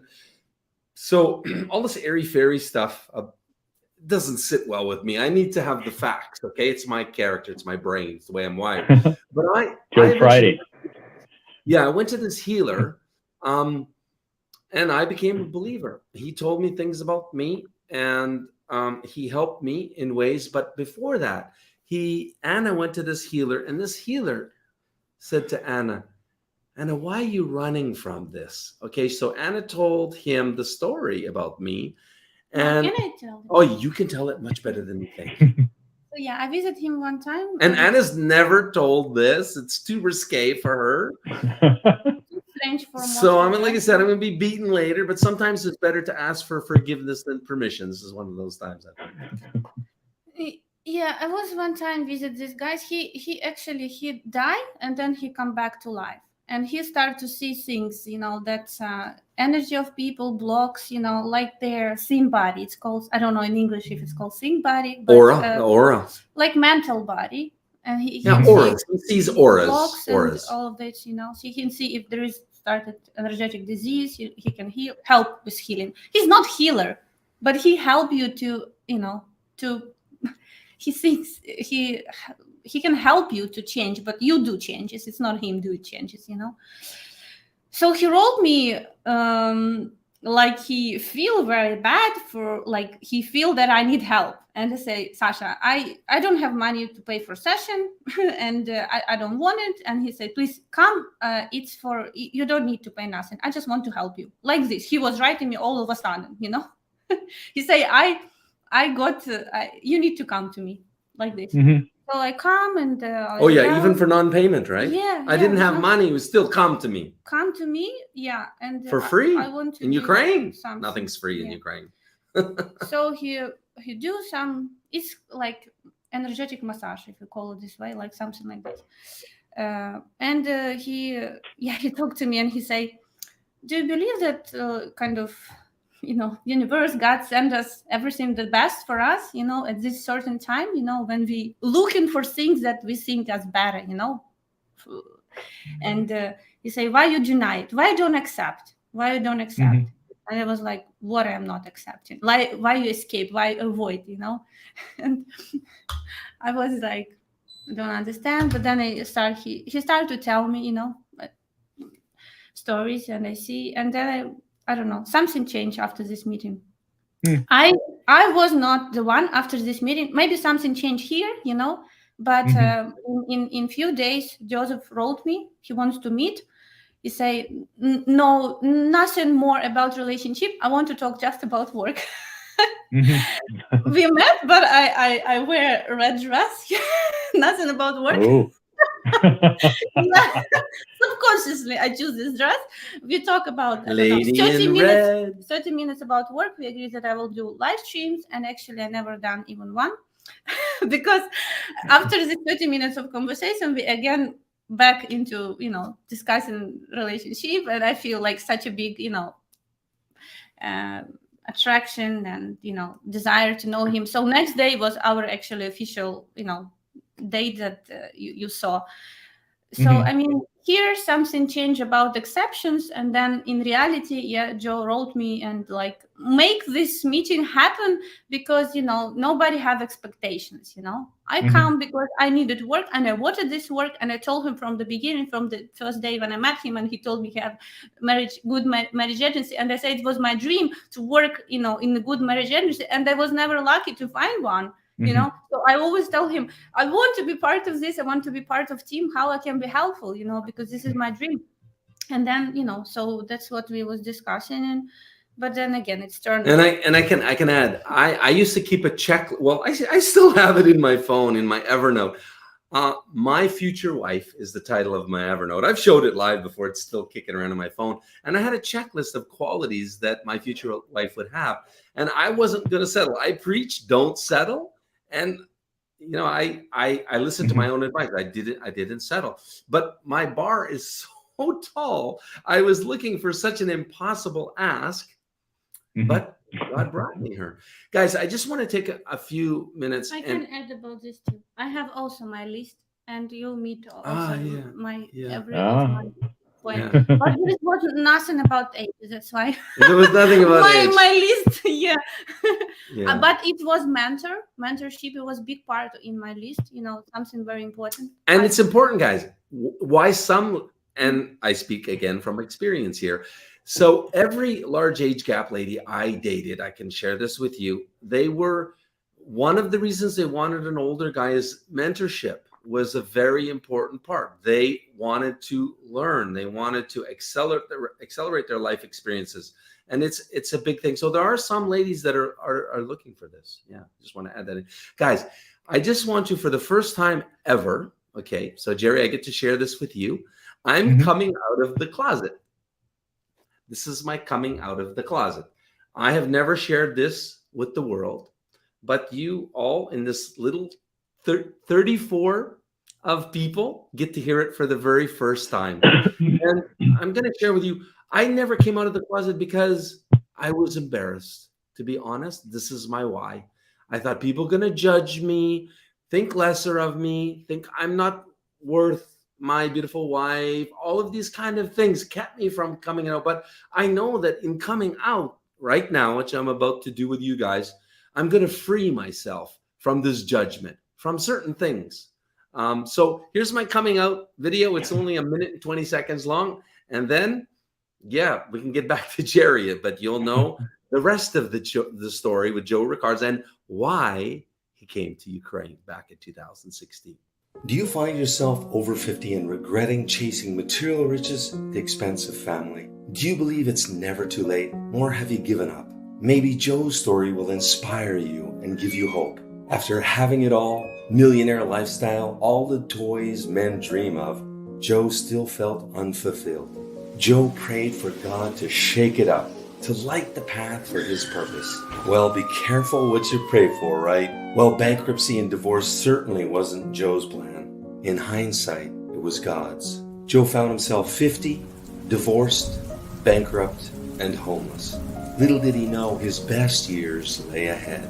Well, fast forward 5 years, Joe is happily married to his beautiful soulmate Anna, lives the traveling nomad capitalist lifestyle, and his lifelong dream of being a dad has come true. twice with 2 darling daughters, and another on the way. Did you know exhaustive research has proven that regret is what we feel most on our deathbed? Well, if you find Joe's story hits a nerve for you now, Joe asks you to trust him just enough to hear his inspiring true life story. Joe promises to light the path for you to find your soulmate and start your family, even if you're over 50.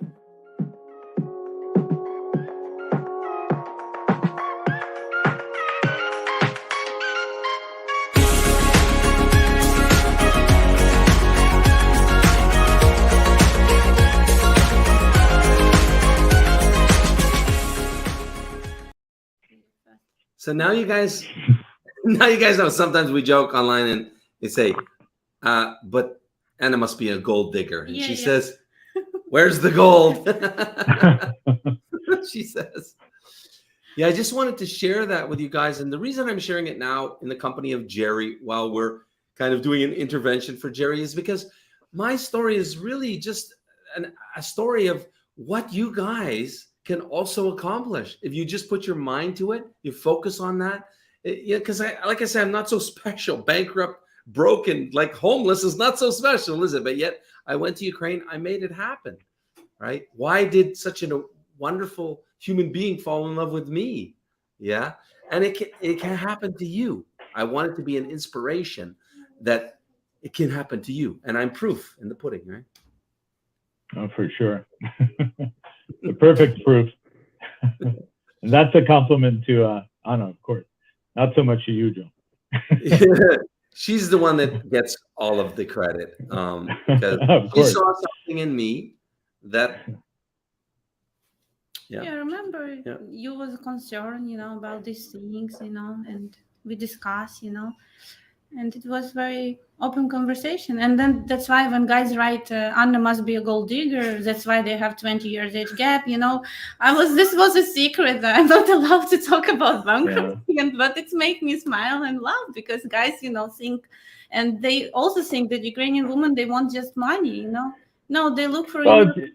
One thing that's kind of frustrating for me is that so many people just kind of mechanically throw out those statements about they use the same terms, gold digger here in the USA, so-and-so just wants the green card. I mean, it's too easy just to make blanket statements like that without accepting the fact that each instance has different circumstances. You're dealing with two different individuals each time you make that comment. So to make a blanket statement about gold diggers and green card hunters and all that and apply that to everybody that you see, it just, like I see it on these reality TV shows, 90 Day and all that kind of stuff. And it gets a little bit tiresome after a while. Not to be naive and to think that it doesn't happen, because obviously it happens probably just as much as it doesn't. But it's hardly always the case. I think you have to give people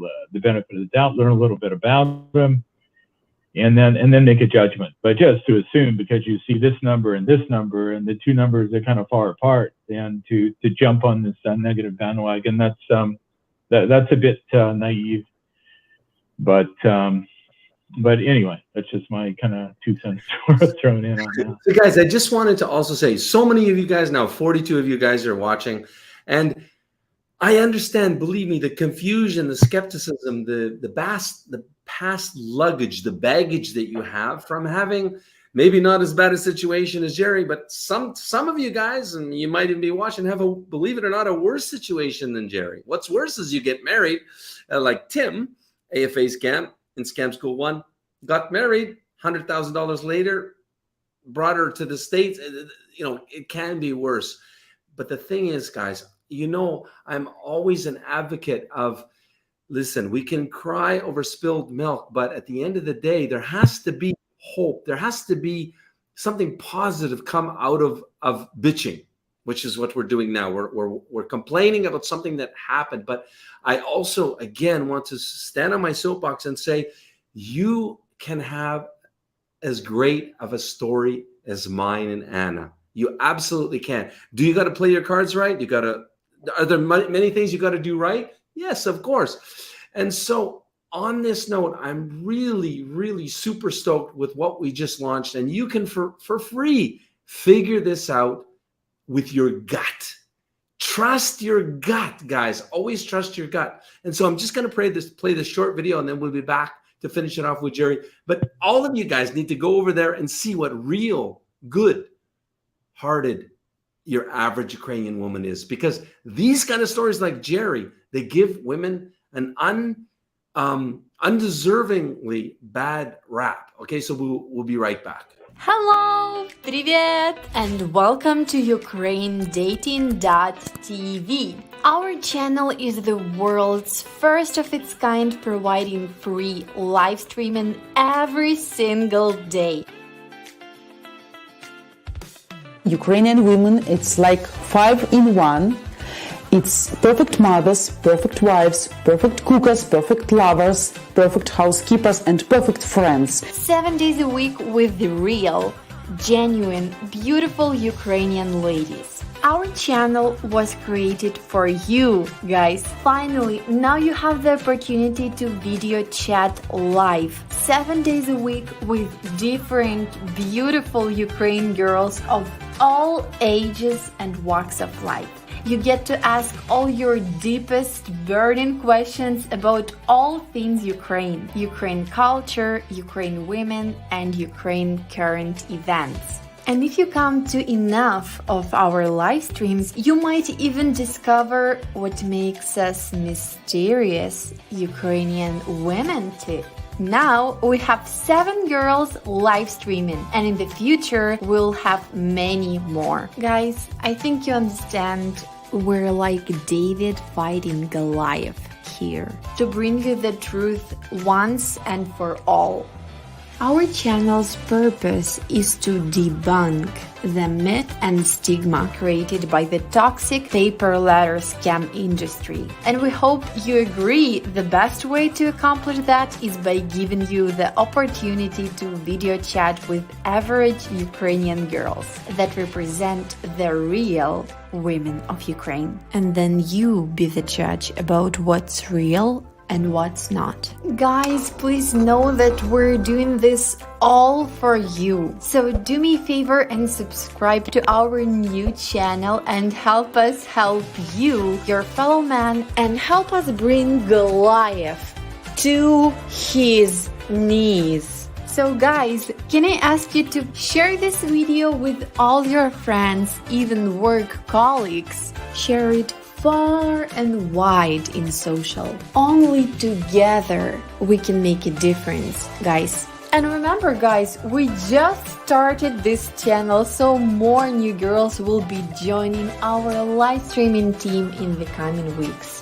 Now, since each girl will be going live every day at different times, so you want to make sure that you hit that bell so YouTube will notify you every time each girl goes live, so you don't miss out.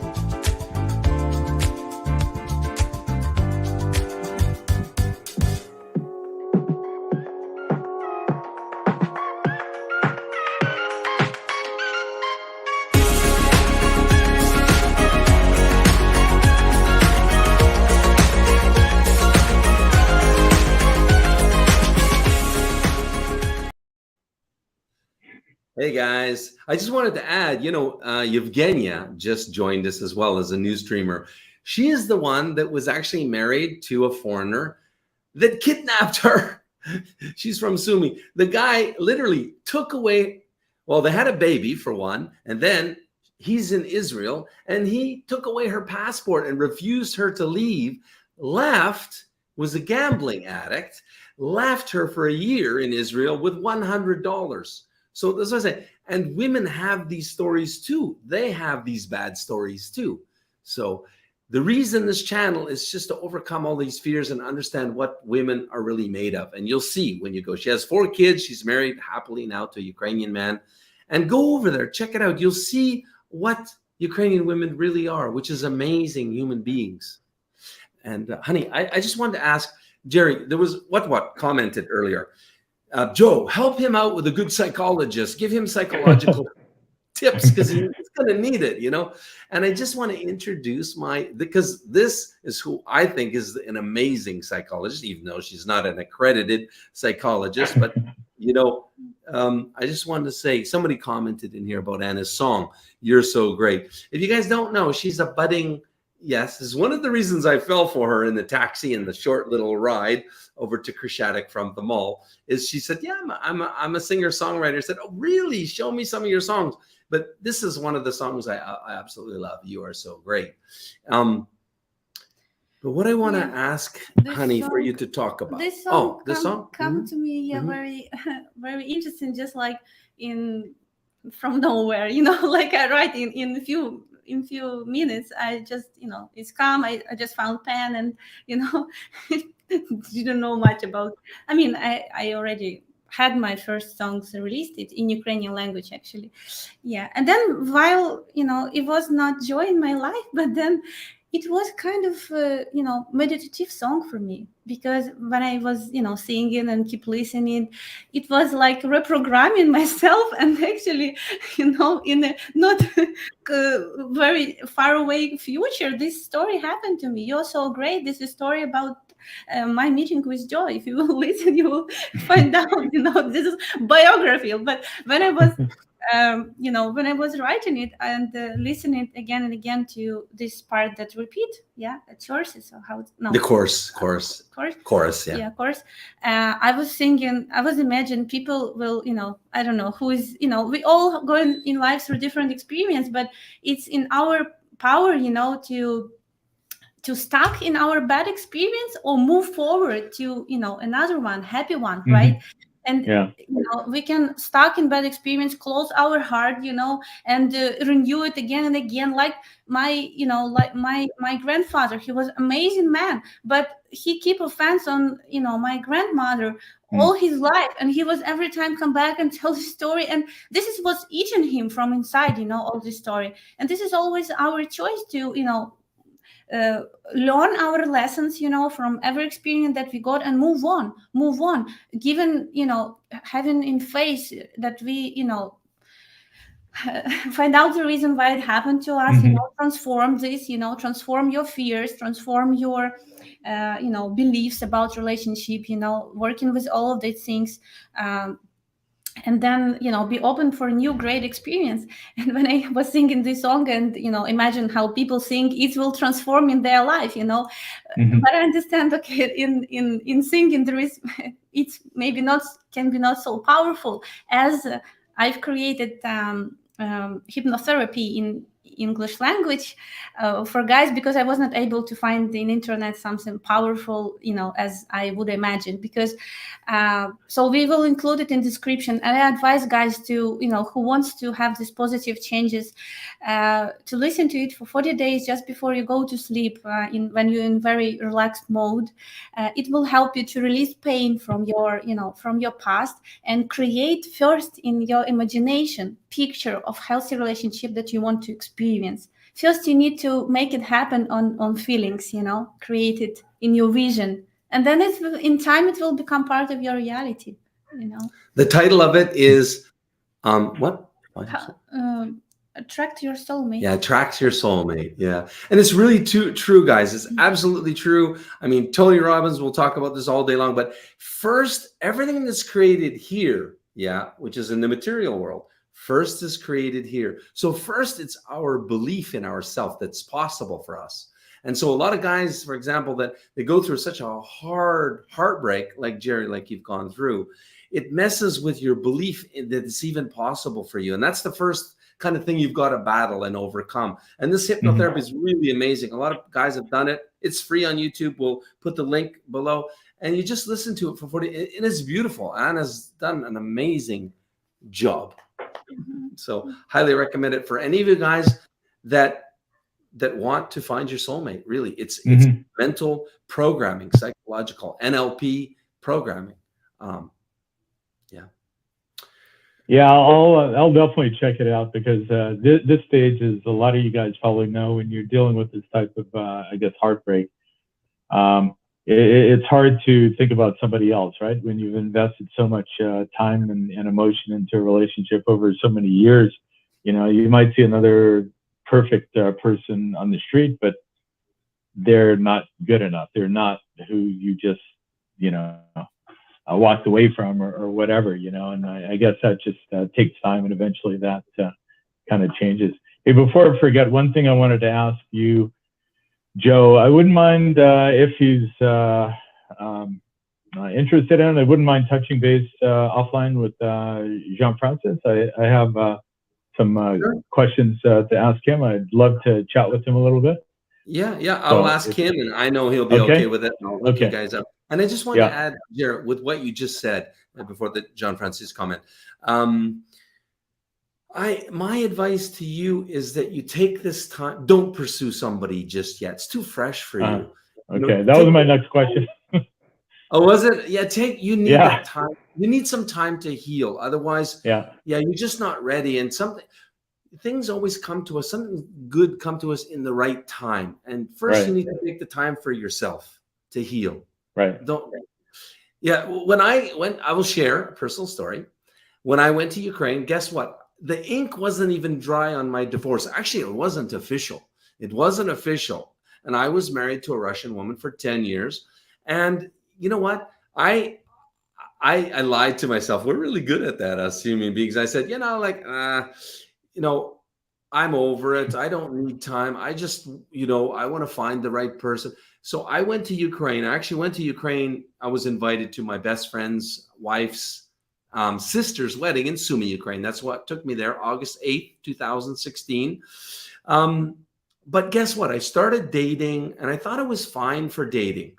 But I only later, of course, because hindsight is 2020, later, about 3 years later, I understood that, okay, now I actually feel I'm healed. And then I knew every relationship I had before them had absolutely zero chance because I was damaged goods.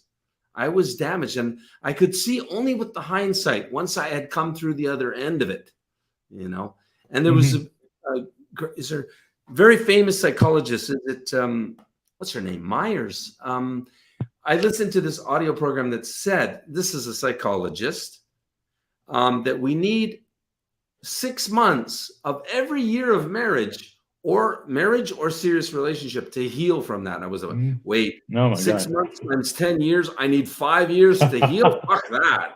Fuck that shit. But in hindsight, it took me 3. So she wasn't too far off. Yeah, I know it definitely takes time. When my marriage ended, I think, it took me the better part of a year, I guess, to really feel, positive in terms of going forward. I mean, but that wasn't, that was just having to deal with the codependency side of things. It had nothing to do with any virtues that that she had that I was missing out on. Like 90% of the experience was negative, but still, when you're with somebody for such a long period of time, for better or worse, you do become attached to them, and that codependency kicks in, and you have to. It's hard to sever, So it's like cutting off your leg, like cutting off a leg. Yeah, They're really. Exactly. Part of you after this time. Exactly. So you have this expression that nail beats up nail, or like no. Can you explain? Not nail. It's what you put inside the. Okay, I don't know this word. It's always hard to translate jokes and Well, there's so many great Slavic expressions. Clean, colloquials, all of that. That you put in the wall, like din din din din din. Hammer and nail. Hammer and nail. A nail, yes. Nail. And you use another nail to beat up this nail, to go out. It means you experiences, beating up, bad experiences, like this. Do you have this expression? It's clear as mud, honey. Clear, absolutely clear as mud. Sorry, lovey. Sorry. Well, Jared, we're here for you. I will hook you up with John Francis. I know that'll be good with him. And we're here for you. And if anything else comes up, and we'll stay connected online. Yeah, no, I appreciate it. I appreciate it. And in time, I want to talk to you about just other things, about getting back in the saddle and so forth. So, So I don't know. You guys are in Canada now, yeah? No, Cancun. Oh, you're still in Cancun. Oh, I thought you had made your way north of the 49th parallel. Yeah, Okay. we've actually recently decided, because we've been on the fence, where to call home. So we're pretty. We've changed our mind how many times? Oh my God! Every day. Thank God. Having a home isn't. I mean, okay, it's the number one thing of every lady, and it's Anna too. But so it's been hard on her. But she's just with her personality profile. And if you haven't done Love Code yet, guys, go to lovecode.info. It'll find out what makes you tick, and most importantly, all your loved ones. If you find their love code and match it to yours, you will understand. We do it for our daughters so that we understand them better, and it's very important for matching to find your ideal half. And so with Anna's love code, I'm lucky in that. So most ladies settling down and having your fixed nest and knowing where you live, it's number one. For Anna, it's not exactly number one. Maybe it's number two or number three. It's very important still, but thankfully, it's not so hard on her to be moving around as we have. Freedom more important. Right. Yeah, freedom's more important. Yeah. But nonetheless, it's still a little bit hard on her. But we have basically decided the last country we were going to move to was Spain, and we're going to go to Canada. No, Portugal was last. I don't know. Okay, we were going to go to Canada just to vacation. And I'll be very honest why. There's no need to pay 50% income tax anymore. I did that for the first 50 years of my life. And doing things the right way in Ukraine, we can make up to $250,000 a year and pay 5% income tax. So why would I? So as long as I'm a resident of Ukraine and non-resident of Canada, I can legally pay according to my tax jurisdiction is Ukraine, so 5%. Well, Jean-François, I paid 50% per year. I made a lot of money in Canada doing real estate investing. And yeah, I paid 50%. But what's recently happened is the real estate market. You guys know my background as a real estate developer, real estate investor, retired engineer. And that's how I got ahead in Canada, is investing in real estate. And I owned a lot and I managed it and yada, yada. And I did tax lien investing in the States. And really, it's super lucrative. And the market right now, after 14 years of irrational exuberance, guess what? Exuberance. We're at the front of a crash. And she's going to crash hard. And I'm going to go back, and I've decided to invest stateside. Instead of going to Canada, I'm going to invest in America. And I have a very cool investing strategy. So that's going to be our future bread and butter. Because honestly, Match Guarantee just keeps the lights on. I mean, when you care as we do and only take 1, 2, 3 clients per month, it's not lucrative, guys. It's not lucrative. We do it because this is it's our passion, it's our love, but it's more like a hobby, honestly, than a business. So Anna's going to eventually, she'll be the heart and the brain of Match Guarantee in the coming months. You'll see the conversion, and I will be released to go do my other passion, which is do creative deals and help homeowners that are drowning, because they're going to be drowning here soon, more and more people. So yeah, so we're going to anyway. The reason I'm telling you this is Cancun's going to be our home. We're going to buy a home here, and this will be we'll become Mexicans, yeah. And we're going to base from here. I can travel to the States. We'll go to Canada, and we'll travel in the summers when the girls are not in school. Yeah, it's basically what we decided 1 week ago. So we'll see if it changes. Wow. Yeah, very we'll cool. see. I don't know, because before every day was changing country. Every day was. Yeah, I don't know. I just ask if I like this, warm climate, and if it's very expensive to live in Canada, and a lot of, I don't know, bureaucracy. And I mean, it's really not match our plans, because if we go there by program for Ukrainian people now, I'm going to come pregnant. That's our plan, and I have to work 1 year in a Canadian company. And I was thinking how I can match those. Okay, honey, we don't, this is kind of a cool comment. Somebody can see your aura. Somebody sees your aura. Wow. Send us an email if you want to connect with us, or call us. We'd like to connect with you. If you can see my wife's aura, I want to talk to you. That's cool. That's cool. Hey, Joe, quick question. I think it was Yeah. what sent out a comment earlier, and it scrolled over kind of quickly. I didn't get to read it, but he was saying that I should touch base with Zhanya and several other people to get a true sense of what Ukrainian he was women saying in are. that comment that you should spend some time on ukrainedating.tv, listen to Jana's stream. Actually, listen to Vita. He was saying listen to Jana and Vita. But basically, because Vita is the oldest one, she's 45. She's the wise generally, but she's a very wise 45. She's wise beyond her years. I would also She's say, like the psychologist, right?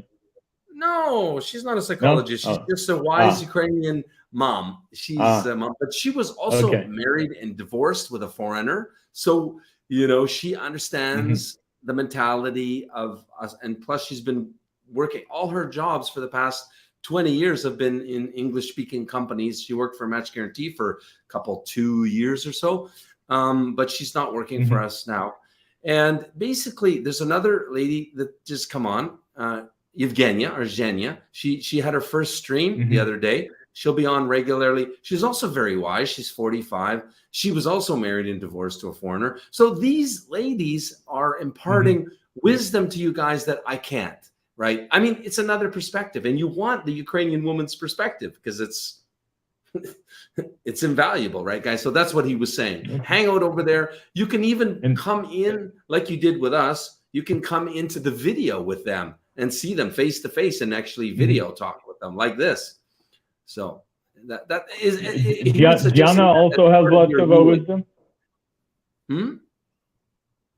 Diana also has lots of wisdom.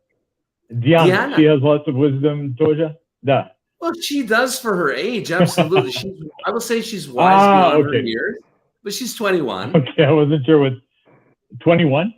She's 21. Yeah. Okay. I'm sorry. Diana's 21, our administrator, who does streaming also on the channel. So we have 21, Diana. We have 25.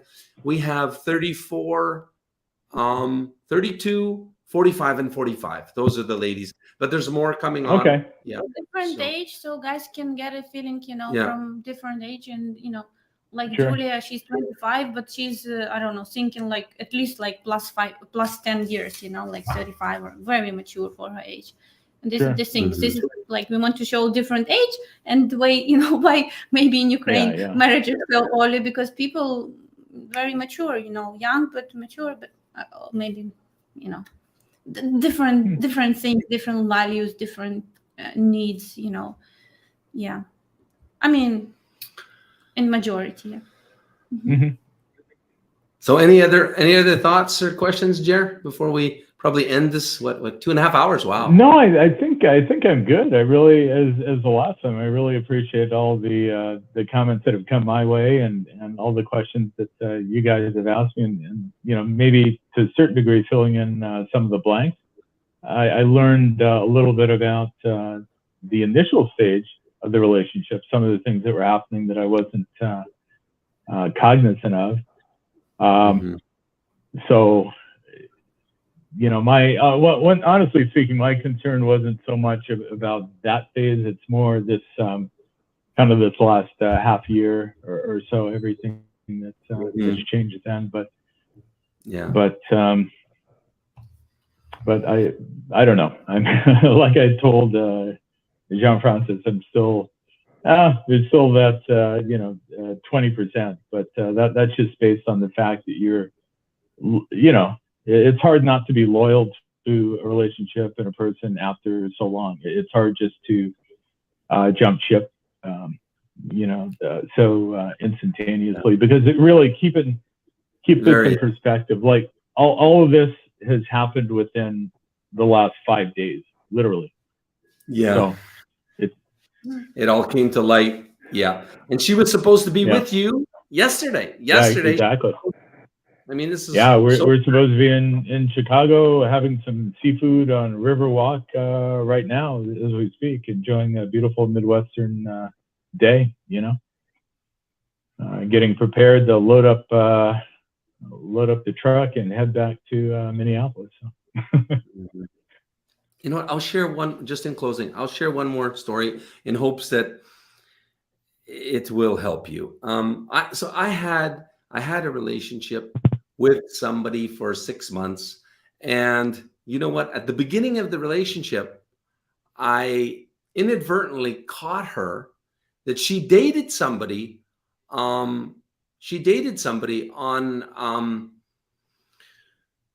Yeah, maybe I shouldn't tell this story, but anyway, she dated somebody and they had physical contact. I don't know what it was. She said it wasn't that much or whatever, but I know they at least kissed.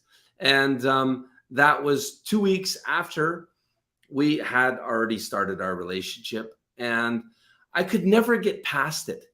I tried and we continued. We had a relationship for 6 months and I kept trying, but in my mind, I could never trust her. And she would want to go to a nightclub on her own. And normally I would trust. I'm a very trusting person. But I found I couldn't trust. So I'm telling you this because I ask you to ask yourself, because I know, just to close the gap on the 20%, do you feel even after dating these two guys that we just found, the young, obviously young, about her age Ukrainian man, when you guys were in a relationship, and then with Shay, I actually have questions about the photo. So who was that person supposed to be? That was never really clear to me. No, but the point is, could you ever trust her after just knowing this? This is a question.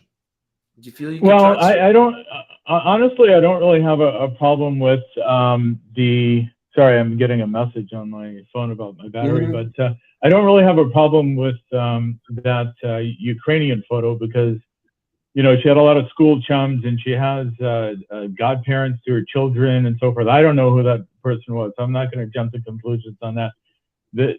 What's more concerning to me is the Shay interactions after we had, I mean, at this point, we're almost a year into the relationship, because our relationship really kicked off with conversations in May of 2018. We had several trips under our belt.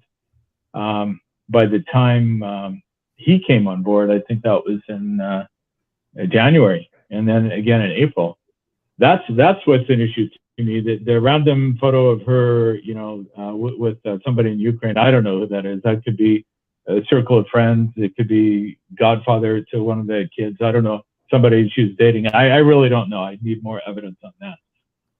You need to study body language, and then you'll be able to understand. Well, I don't know. I saw that picture, and she was sort of leaning, and really, I'm not like, if I were to eliminate a relationship just based on that photo, that might be a little bit too much. Yeah, but it's cumulative. It's very cumulative. Yes. Right? Well, what was an issue for me? Like if I saw like 5 of those pictures, that would be an issue. But the 2 meetings with Shay, that's what's an issue for me. You know. So what's your question about Shay? No, this is concern about her. Yeah, Shay. No, that's no. No, I wasn't saying. I was saying that was the evidence that you presented today that gives me even more concerns, and it shows me more issues with her integrity and with her character. The photo with whoever that was, like I said, I don't know who that was. That doesn't really do so much for me, because she has a lot of friends. So, you know, posing with some guy doesn't really tell me, you know, much of anything. But sitting down in a hotel lobby with Shay and meeting 2 times while we're still involved in a relationship, yeah, that's his story. Do you want to take up this offer on the screen? Journey to Mars. Yes. He's offering you. Oh, for sure. So for sure. I don't know. I don't know how she would, just based on her personality. Like I had even thought about You guys, approaching. Ukrainian women. If you think that Ukrainian woman will share with somebody personal, Yeah, she'll story. slam the door. Whoever Journey to Mars, whoever you send to her, she will slam the door in her face or tell him to fuck off, and that's it. That's it. You'll never get anything. That's what I was going to even approach Anna with that, but I was thinking just based on her personality, she might just totally reject that and close out, saying, like in the past, even when there were things that were happening between us, those things to be kept between us. She didn't even want me sharing those things with with my daughters, right? So to have an outsider come in and try to say, look, Jerry is this, Jerry is that, what's going on? Why are you doing this? What's happened? I think, like Anna said, she might just say, who are you? Ohadi. So Yeah, this is I think that's a great idea. I wish I could take advantage of something like that. Okay, well, I'll hook you guys up. So just Journey tomorrow, send me an email with your phone number, okay? Joe@matchguarantee.com. Yeah, JK, I kind of agree. Yeah. JK, yeah. I suspect. Okay, I'm going to give you my take. I think it's a real. I think she's a real toxic pro scammer. That's my feeling. I think she's done this before. This is just weighing in all the evidence based on my background, my history, just so you guys know what I really think. This is what I really think, and I feel fairly confident in that assessment. Sorry. So, Joe, with that said, just for closure from my standpoint, if it seems like the consensus is from you and Anna and from everybody else that's commented, it seems like the consensus is that I was taken advantage of for this period of time, especially in recent times. Should I reach out from the standpoint of writing something and just indicate to her that I understand more about her background and what she's done, just to let her know that she didn't get away with it? Or should I just I can tell you what a Ukrainian man would do. Absolutely fucking nothing. Yeah. A Ukrainian man would do absolutely nothing. Wouldn't even give her the benefit of an inkling that he knew. Right, Anna? Yeah. Ukrainian people are like that. And you know what? I've learned this from Ukrainian people. I've learned a lot of things. It's changed my personality. It's changed my behaviors. No point. There's absolutely no point. Okay. Yeah. And what is also agreeing, do not contact her ever. I don't agree, block her, because then you kind of burn a bridge. I wouldn't do nothing. Zero. Nilchi. Nichiwa. Okay. Why you want to save this bridge? Because I would like to see if she's going to ask for more money. I'm going to like to see if she's going to hang herself any more further. Right. I'm kind of curious about that too. And that's the thing that I want to also cautious you, because now maybe she will tell you, listen, I know I can leave Ukraine, if she will feel that, burn the bridge completely, you stop monthly support. She say, listen, I figure out, I found some people, I can pay 5,000 so I can get out, so please send me 5,000 and buy me tickets, I go to you. That's what she can do. Right.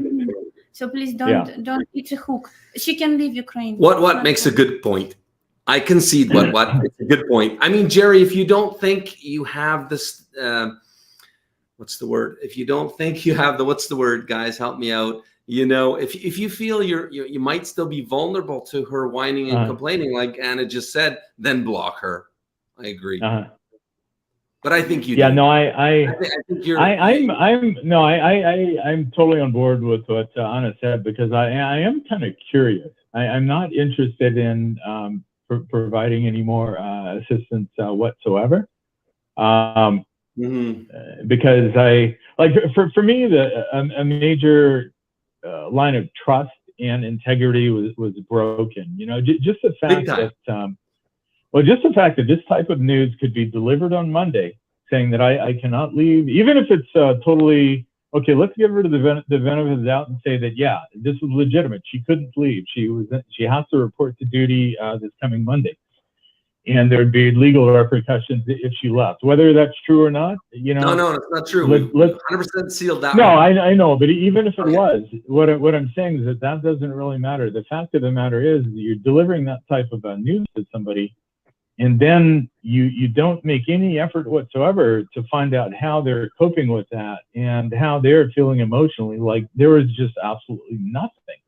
All she said was about her feelings, that her world was turned upside down. She's devastated. She's shocked and all this. Not once did she ask how I was doing. Knowing that I had gone through all sorts of, she doesn't as I care. said in the last broadcast, all sorts of, she just doesn't care, and that's the worst part. That tells me right there that this is not the type of person that I want to be with. I need somebody that has my back, that has empathy and compassion for me. Not somebody that just, when I'm going through what's obviously a horrible time, they just forget about me. That's insanity. So, you know what? But I am kind of curious. As to as the next few days move on, if, like Hannah said, she's going to, because in terms of the assistance that I was giving, it was on a scheduled basis, and part of that schedule was the 10th day of every month.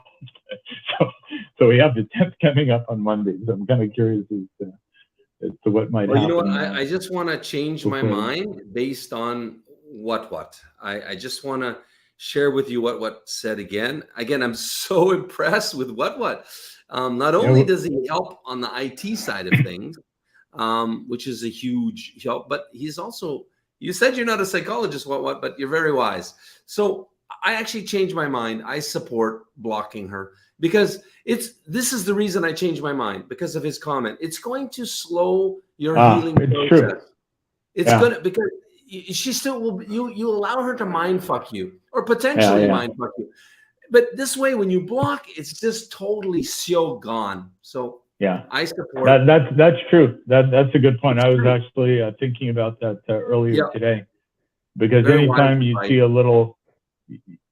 you see a response or something, you think, maybe there's some sort of hope, or maybe you think that you thought about it wrong or something. So what is I think he's on the ball with that. And Brian, give him a break. He's healing, bro. He's healing. Give him a break. What did Brian say? Yeah. Seriously. Sounds like a broken record. Yeah, he's healing. Yeah, Brian, I do sound like a broken record. But like Joe said, when you're, Brian, you're in a relationship for 4 years. It's not so easy just to turn the switch off. Sometimes you 4.5 years. So I apologize for the broken record thing. But you're so polite. We are human, Brian. So polite. You should be Canadian. You're more Canadian than me. Well, I was raised in Canada. You are very Canadian, by the way. Your demeanor, your personality is very Canadian. Well, that's where I was raised up until age 20 or something. Oh, Ottawa, Canada. Right. So Where was it in Canada? Where again? In Ottawa. Ottawa. The Outaouais region for Jean-Francis's benefit. Go Gatineau. This will be such a great catch for good Ukrainian. Oh yeah. When you're healed, I'm very optimistic that you're gonna meet somebody incredible and be very happy. Yeah, well, my plan is to heal a bit, and then I want to come down to Mexico. I want to make my famous margarita for you guys, if you're allowed to drink, Joe. And I think you are, because I saw a video where you're making all sorts of things, and we'll have a little chat. Yeah, absolutely. Listen, I consider you a friend. Come on down. We'll go fishing. May is the best deep sea fishing. I'm going to go out a second time. The marlin are running, and the big mahi. So I love eating fresh mahi. So come on down. Absolutely. We'll have a margarita, go fishing. Never will go fishing with girls again. Oh, Donchika, you're so beautiful. Come. Show everybody your red dress. Come. No, she wants to show her Oh, she's coming. Wow. What do you guys think? That's our 4-year-old. Oh, she drew that. Really, Wow. Oh my I God. amazing. think it's Arena Payne. Oh, but she Arena. brought it. I think. It's probably Arena. It's too professional for Elizabeth. Yeah. And I just wanted to show everybody what an Anna fan I am since I just got it done. Can you facilitate? Can you help? Okay, I what? understand what you want. Oh, come. Okay. Joseph, please, she don't have hair. Lisa's coming. Oh, come on, honey. Look at she's trying to beautify her 4-year-old. She's before. Look at the costume. Wow, red dress. Oh, wow. and Очень everything. красиво. Amazing. Dodgy looks so beautiful. Do you want to sing for us this time? You want to sing? No. You want to sing? What's your favorite song? Nothing. Nothing. Start to get shy. Hello. Are you guys celebrating Halloween down there or no? No, it's a pagan holiday. We're Christians. We don't celebrate Halloween. Okay. We party in the house and celebrate Jesus instead of Satan. Okay. So, But yeah, it's a so little no bit Day of the Dead either? Oh yeah, no. Yeah, Probably not. Okay. No problem. no problem. Well, my friend, we hit 3 hours. Almost 3 hours again. Wow. We've invested But anyway, 6 hours so far. Thanks everyone who participated. Yeah, we want to thank everybody for helping out and contributing, and you guys that are hooking up with Jerry. Thank you. Mhm. Yeah, very nice. We'll Yeah, wait for you thanks so to much. change contact. And I think Brian too, despite me testing his patience with the broken record business. Mhm. Oh yeah, Julia's stream. Yeah, you can go over, guys, and watch Julia's stream. She's very positive Ukrainian girl. She's in UK. You could chat with her. Only she's 25, but she signed up for our agency now. So now you guys are asking, are there any ladies available on UkraineDating.tv? Julia's in our database, so technically And she's available. Open for date, man. Up to 39. 39. Yeah, she's told us because all the guys are, of course, they're asking the age gap questions to all the girls. What's maximum age? What do you think it's like? So you get honest answers, that's for sure, because they're mostly not available. They're mostly hooked up, except for Julia. She's available. So Diana, not Yeah. available. yeah. Oh, Diana married too much green tea. Okay, Jerry. Well, you have a blessed day. Thanks again. You guys too. Thanks so much. Thanks to all the Okay. commenters, and I'll see if we can hook up with Jean-Francis. I will hook you guys up. Okay. Okay. Bye, everyone. Bye-bye, All right. bye-bye. Take care. Bye bye, everybody.